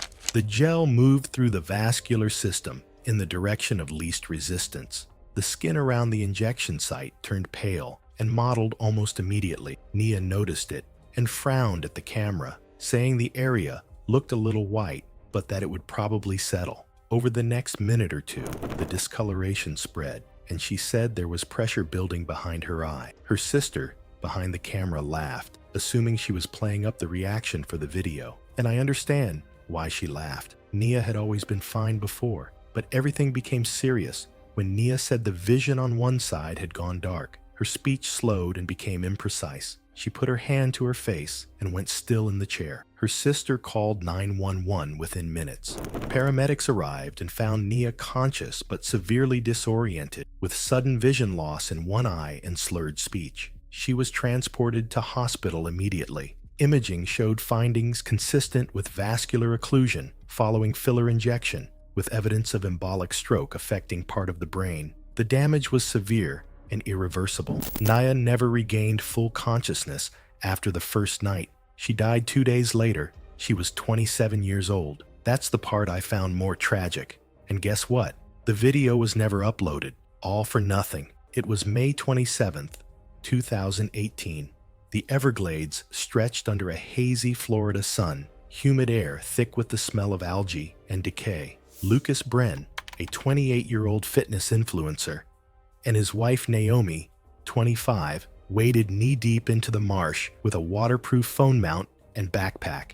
The Brens had built a modest following, promoting what they called primal protein nutrition, a diet emphasizing wild-caught foods and ancestral eating patterns. Lucas worked part-time as a personal trainer, while Naomi managed their online merchandise store, selling protein supplements and workout guides. Their Instagram featured photos of them spearfishing, foraging wild plants, and consuming unconventional foods like rattlesnake and turtle. That afternoon, the couple had driven to a remote access point with a specific goal: filming themselves harvesting alligator eggs for what Lucas described in earlier posts as the ultimate primal protein challenge. The Everglades ecosystem is a vast wetland where alligators nest during late spring, laying eggs in mounds of vegetation near water. Female American alligators remain close to their nests for the entire 63 to 68-day incubation period,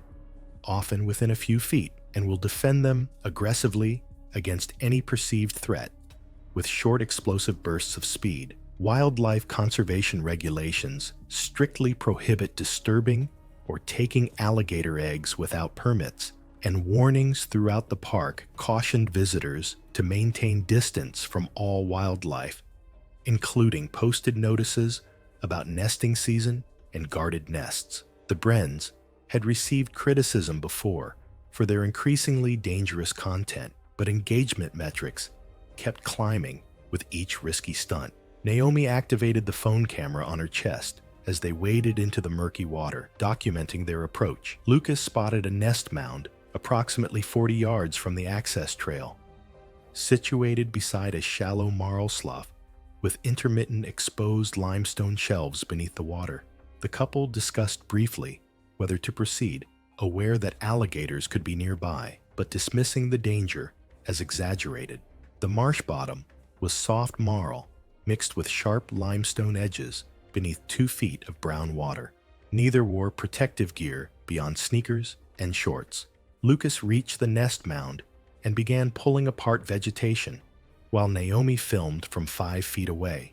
The phone captured everything that followed. A 10-foot female alligator defending the nest exploded from submerged vegetation 15 feet to their right, closing the distance in under 3 seconds. Naomi screamed and turned to run, but the alligator's jaws clamped onto her left leg, dragging her under immediately, forcing her face below the waterline. Lucas lunged toward his wife, but the alligator surfaced and struck again, biting his right arm and thigh simultaneously. The attack lasted approximately 20 seconds of thrashing visible in the recovered footage before Lucas collapsed backward, his skull striking a submerged limestone shelf with audible impact. The phone remained mounted on Naomi's chest, still recording underwater as she drowned, the image rapidly degrading as silt and vegetation clouded the lens. 2 kayakers 200 yards away heard the screaming and called emergency services. Wildlife officers arrived 35 minutes later, after staging from a public launch and traveling by airboat, recovering both bodies by 5:40 in the afternoon after securing the aggressive female alligator, which was euthanized in accordance with standard procedure. The medical examiner determined Naomi died from drowning, combined with severe tissue damage from multiple bite wounds to her leg and torso. Lucas died from blood loss and blunt force head trauma, causing massive brain hemorrhaging, with examiners also documenting patterned bite injuries and the absence of post-mortem scavenging. The recovered phone footage was heavily degraded and never released publicly, with only still frames retained by authorities for the report. The couple's social media channels were quietly deactivated by the family within days, leaving no active accounts or content online. Their stunt and deaths remained largely unnoticed outside official records and local news. It was July 4th, 2017, in the arid desert wash outside Tucson, Arizona. The late afternoon sun blazed overhead, casting long shadows across scattered creosote bushes and dry grass that dotted the remote landscape. 27-year-old Prentice Glome, a social media entertainer who specialized in extreme celebration stunts, had chosen this isolated location to avoid permits and safety regulations that would limit his ambitious 4th of July performance. Prentice had built a reputation for pushing boundaries with homemade pyrotechnic displays, often modifying consumer fireworks to create more dramatic visual effects for his online audience. His followers knew him as someone who dismissed protective gear, believing it compromised the authenticity of his content. For this live stream, he had spent hours constructing an elaborate belt by bundling multiple Roman candles and bottle rockets together with nylon webbing, combining their fuse lines into a single ignition point for maximum simultaneous discharge. To enhance the visual spectacle, Prentice wore a synthetic athletic jersey made of a polyester and spandex blend, chosen because its metallic sheen would catch and reflect the fireworks light. He positioned his tripod camera 6 feet away and activated a secondary chest-mounted recording device before preparing for what he expected would be his most impressive stunt yet. The surrounding area featured dry brush and grass under 8 inches tall, providing what he considered the perfect desert backdrop. The temperature had reached 94 degrees that afternoon, and humidity levels remained exceptionally low at just 8%, creating ideal conditions for rapid fire spread. When Prentice ignited the combined fuse with a handheld torch, the fire traveled much faster than anticipated due to tight bundling of the explosive materials. Multiple Roman candles and rockets ignited nearly simultaneously, creating an intense flash of flame and directional discharge that sent superheated sparks directly onto his synthetic jersey and waistband. The extreme heat immediately began melting the polyester fabric, which liquefied and adhered to his skin. The nylon belt failed catastrophically under thermal stress as molten plastic dripped onto his abdomen. His clothing ignited as flames engulfed his torso and neck area. Prentice dropped to the ground, attempting to smother the fire by rolling, but the melting synthetic fabric continued burning and sticking to his flesh. The intense heat and flames entered his airway as he gasped, causing immediate respiratory distress from superheated gases. Falling sparks from the disintegrating fireworks landed in nearby brush, which caught fire almost instantly in the bone-dry conditions. The tripod camera continued recording briefly before smoke obscured the view completely. Viewers watching the live stream immediately contacted emergency services, providing the GPS coordinates Prentice had shared in previous videos filmed at this same desert location.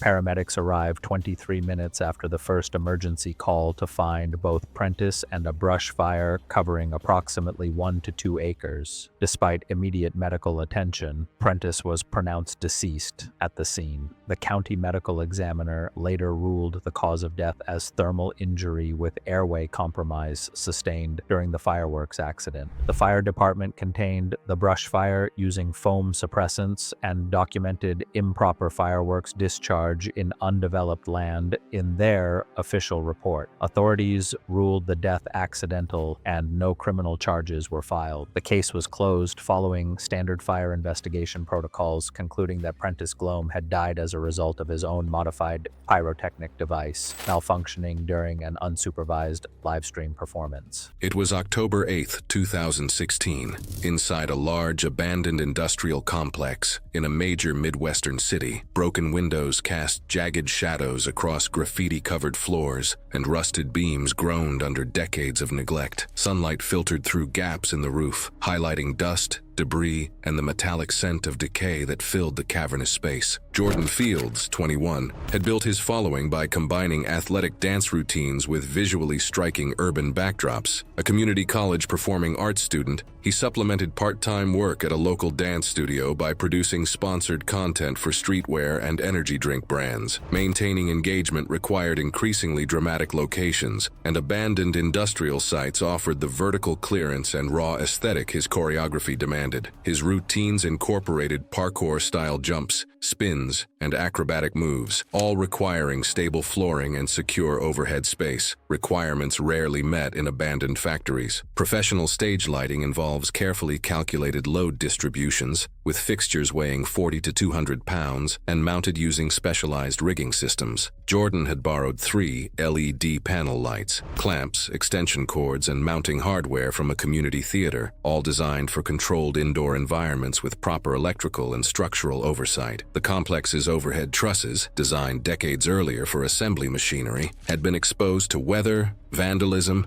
and metal fatigue, leaving their load-bearing capacity dangerously compromised despite appearing sound. That Saturday afternoon, Jordan planned a routine combining contemporary dance and breakdancing, using dramatic overhead lighting for cinematic effect. He ignored warnings from 2 friends about the stability of the trusses, eager to finish filming before losing daylight, and driven by a pending sponsorship deadline. Local forecasts warned of wind gusts up to 35 miles per hour, causing the compromised structure to sway slightly, which Jordan misinterpreted as normal settling. Jordan and his friends Dwayne and Shayla arrived and spent 90 minutes rigging the borrowed lights to what appeared to be the sturdiest overhead truss, about 12 feet above the floor. They used standard theater clamps and safety cables, but neglected to account for the truss's corrosion and the additional stress from wind-induced movement. Jordan positioned himself directly beneath the largest fixture, a 150-pound LED panel, to take advantage of the shadows it cast during his routine. Despite Dwayne voicing concern about the precarious setup, the routine began with Jordan performing complex sequences of spins, jumps, and acrobatic maneuvers. Midway through a particularly athletic series of moves, corroded bolts in the truss gave way under the combined weight of the light and the building's subtle sway. The 150-pound fixture fell 12 feet, striking Jordan directly on the head and upper torso with devastating force. The impact drove Jordan to the concrete floor, causing catastrophic head and chest trauma as the fixture shattered around him. Dwayne immediately called 911 while Shayla attempted to move the debris, but Jordan was trapped beneath twisted metal and mounting hardware. Security cameras in a nearby building later showed the fixture falling as his friends rushed toward him and attempted to move the debris. Paramedics arrived minutes later but pronounced him dead at the scene. The coroner's report detailed catastrophic head trauma, including a fractured skull and severe brain injury, along with spinal fractures, punctured lungs, and massive internal bleeding, determining death was instantaneous from the impact. City officials increased security around abandoned industrial sites and enforced stricter trespassing penalties, while Jordan's family established a nonprofit promoting location safety for content creators. The incident became a stark reminder of how social media ambition and unsafe environments can combine with fatal consequences. It was March 22nd, 2016, in Atlanta, Georgia. The airport was already busy by morning, ground crews moving across the apron as engines and equipment filled the air. Raymond Chucky, 41, ran a small channel about airports and aircraft with around 6,400 subscribers. During the week, he worked as a freelance videographer. In his spare time, he filmed aircraft operations on aprons and inside hangars for aviation enthusiasts and nervous flyers who liked understanding how airports worked. For nearly 2 years, he had been trying to film a clear shot inside a jet engine intake with the fan blades visible, but every attempt had failed. And honestly, I understand that obsession. When you have been chasing one specific shot for 2 years, the moment you finally see it in front of you, your brain stops processing everything else. That morning, he had been given permission to film a routine aircraft turnaround at the airport. He was given a temporary pass, a signed access agreement, a high visibility vest, and hearing protection. A senior ramp agent was assigned to stay within arm's reach of him the entire time. Before they stepped onto the apron, the escort walked him through the safety rules. He pointed toward the engine intake and explained the danger zone. Nobody was allowed inside that arc while an engine was running or starting. The suction during engine startup could pull a person into the intake faster than they could react. Raymond nodded and signed the agreement. And this is the part that gets me. The escort had already redirected him twice during the shoot for drifting too close to the stand boundary. The aircraft on the stand was a large, wide-body passenger jet. Catering and fueling were complete. The pushback tug connected to the nose gear, while the headset operator linked the cockpit and ground crew. The chocks and safety cones were removed. The crew chief walked the perimeter, confirmed everything was clear, and gave pushback clearance. The tug began pushing the aircraft slowly back from the gate. As the aircraft moved, one of the engines swung around to face an open lane on the apron. The angle was clear. No vehicles, no barriers. From just outside the painted arc, Raymond could already see straight into the intake, the large fan blades sitting still inside the dark opening of the cowling. It was exactly what he had been trying to film for 2 years. He raised his camera. He told the escort he would just step closer for a second. A second closer was all it took. And before the escort could respond, Raymond had already stepped across the arc. The escort moved after him immediately, closing the distance. But Raymond was already past the point where a shout would stop him, and the apron surface gave no grip for a fast grab. I don't think taking a risk like that was actually worth the shot. Trust me, it wasn't. The cockpit requested engine start clearance. The crew chief scanned from his position near the left wing, but the fuselage blocked his view of the far engine side where Raymond had crossed. The headset operator checked the visible ramp area, saw nobody in the marked zone from his angle, and passed clearance to the cockpit. The start sequence began. Compressed air from the auxiliary power unit began spinning the turbine inside the engine. The large fan blades at the front started to turn slowly. Fuel went in. The engine lit. It began building toward idle, and the air being pulled into the intake increased with every second. I have thought about this sequence a lot. Every single person doing their job correctly, but Raymond was standing exactly where he should not have been.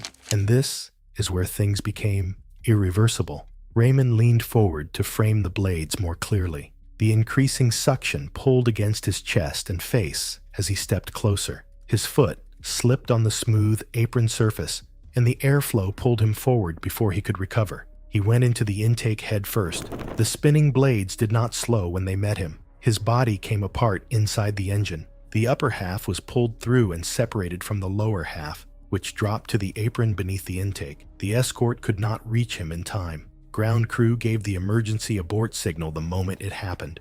The headset operator cut through to the cockpit immediately. Fuel was shut off. The engine began winding down, but kept turning for several more seconds. Airport emergency services reached the stand in under 2 minutes. The surrounding ramp was shut down, and the aircraft was taken out of service. Raymond Chuki was pronounced dead at the airport. He was 41 years old. What stayed with me about Raymond is that the escort was right there at arm's reach, but it still wasn't enough. It was November 11th, 2016. A small apartment in Seattle's Capitol Hill neighborhood hummed with the glow of multiple cameras and ring lights, all pointed at a custom-built treadmill desk setup. Marco and Tara Hensley were in their 30s, minor figures in the remote fitness coaching world, running an online wellness brand focused on productivity hacks for desk workers. By promoting walking desks, standing workstations, and biohacking techniques, they had built a modest following on Twitch. Their content emphasized extremes, 48-hour fasts, cold plunges, dopamine detox challenges. The 96-hour walk and work challenge aimed to test endurance while promoting their products. A treadmill desk allows low but constant speed movement while working, safe for moderate daily use. Continuous use without sleep, however, causes muscle breakdown, dehydration, cognitive decline, and organ failure. They had planned the stream meticulously, setting up bathroom breaks on camera, prepared meals, and a rotation of micro-rest periods where they would stand still on the moving belt for 15-minute intervals. They relied on energy drinks and stimulant supplements to stay awake, and multiple viewers had commented warnings about rhabdomyolysis and sleep deprivation psychosis by hour 60. A registered nurse watching the stream filed a wellness check request with Seattle police on November 10th, but officers arrived, spoke briefly with the couple through the door, documented concern, and left after confirming they were adults acting voluntarily.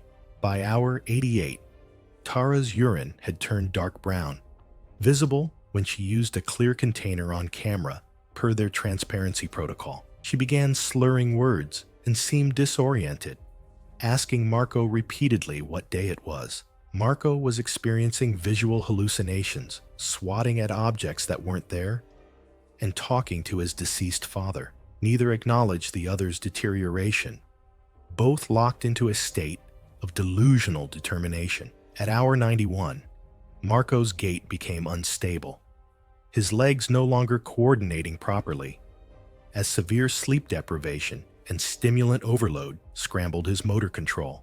At 3:47 in the afternoon on November 11th, Marco stumbled forward on the treadmill, his feet tangled, and he pitched face first toward the fixed wooden desk edge. His forehead struck the desk with audible force, and his body twisted as he fell, neck bending at an unnatural angle under axial compression, before he collapsed onto the belt, which dragged him backward off the platform. Tara screamed and tried to help him, but her legs gave out, and she fell beside him, unable to stand. The live stream continued broadcasting, both of them motionless on the floor, until the stream automatically paused during a brief encoder reset. Multiple viewers called 911. Fire department paramedics arrived 11 minutes later, breaking through the apartment door.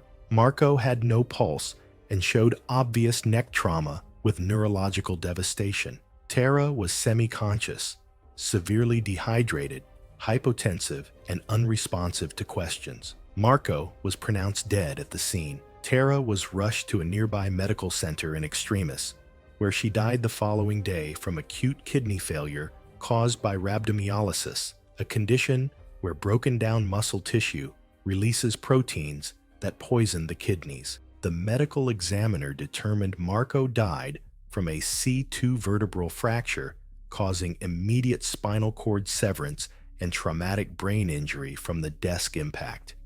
Tara's autopsy revealed her muscles had been breaking down for at least 48 hours before collapse, releasing fatal levels of myoglobin into her bloodstream. With severe dehydration and prolonged exertion listed as contributing factors, and noted elevated creatine kinase levels consistent with extreme, sustained muscular exertion.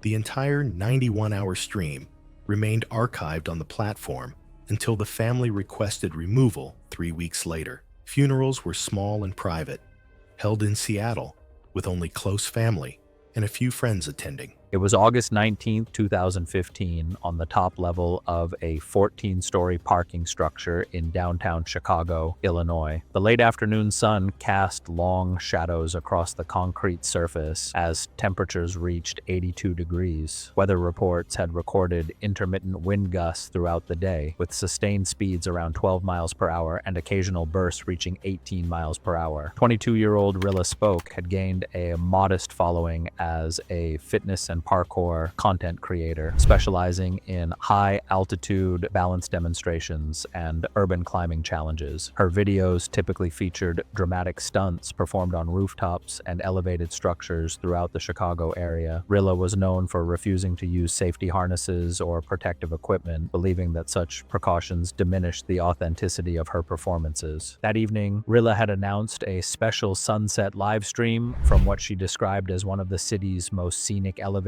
locations. She had chosen the parking structure for its unobstructed views of the downtown skyline and its accessibility without requiring permits. The top level featured a concrete perimeter wall approximately 3 feet high, topped with concrete ledge that measured roughly 8 inches in width. Rilla wore fitted athletic clothing and flat-sole sneakers that had become worn from previous climbing activities. She carried a handheld camera stabilizer, which added approximately approximately 2 pounds of weight to one arm and required careful coordination to maintain both camera stability and personal balance. As the sun began to set, Rilla positioned herself on the narrow concrete ledge that ran along the building's perimeter. The ledge provided minimal surface area for foot placement, requiring precise weight distribution and constant micro-adjustments to compensate for external forces. A thin layer of dust and fine grit had accumulated on the ledge surface from vehicle exhaust and ambient urban particulate matter. Rilla began her routine by walking along the ledge while filming the skyline behind her. To achieve dramatic camera angles, she positioned her body partially over the edge of the building, with her heels resting on the narrow concrete surface and her torso extending outward over the 14-story drop. This positioning maximized the visual impact but significantly reduced her margin for error. During the filming sequence, a wind gust stronger than the prevailing conditions pushed against the extended camera stabilizer, creating unexpected rotational force on her arm and upper body. The sudden pressure shifted her weight distribution beyond the narrow balance point provided by the concrete ledge. Her worn sneakers lost traction on the dust-covered concrete surface as her heels slipped from the narrow support. Rilla fell approximately 140 feet from the top level of the parking structure to the concrete surface below. The impact occurred in a loading area adjacent to the building. Emergency medical services arrived within 6 minutes of receiving the initial call from witnesses who had observed the fall from street level.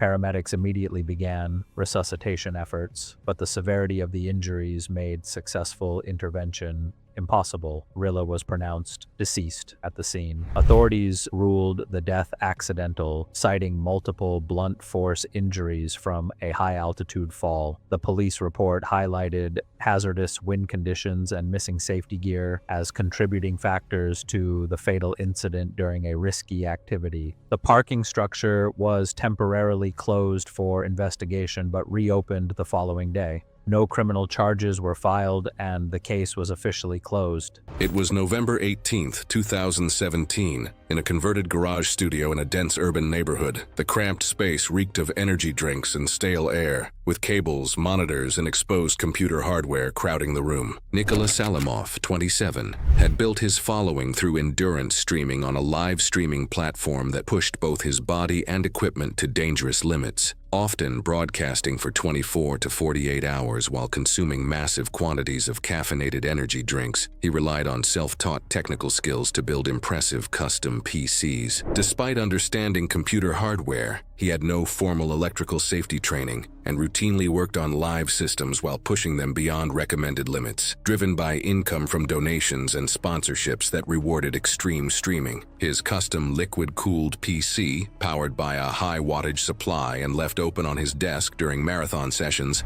sat among tangled cables and spilled energy drinks, an increasingly hazardous setup he had come to see as normal. The planned 48-hour charity stream, fueled by sponsorship bonuses, sleep deprivation, and excessive caffeine, continued despite repeated warnings about the dangers of prolonged sessions and exposed electrical components. The stream began Friday evening, with Nikola explaining his charity goals to over 800 viewers. By Saturday afternoon, exhaustion and caffeine jitters were apparent. He frequently spilled drinks and knocked over items while attempting to maintain entertaining commentary, adjusting cables and cleaning liquid on his crowded desk while fighting micro-sleep episodes. The combination of fatigue, stimulant overuse, and live electrical components created an increasingly dangerous environment. During a particularly intense gaming session, Nikola reached across the desk to adjust a camera angle and knocked over a full 16-ounce energy drink into the open PC tower. The liquid contacted exposed electrical components, allowing current to travel through the metal chassis as Nikola grabbed the tower. The shock caused immediate muscle contraction and loss of control, disrupting his heart rhythm and forcing him backward. The shock continued until his movements knocked the tower off the desk, breaking the electrical contact,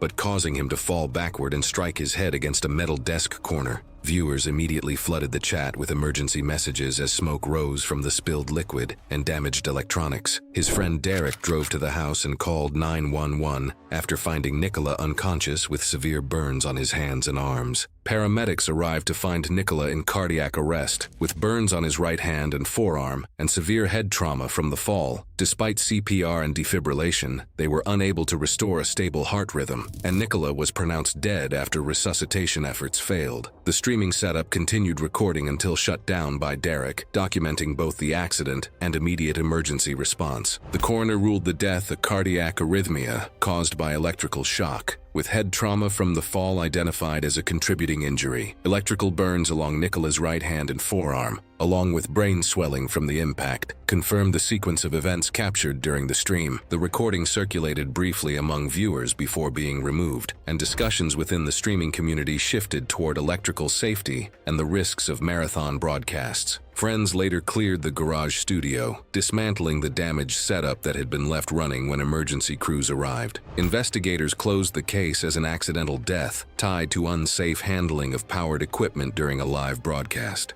It was September 14th, 2016, in Lagos, Nigeria.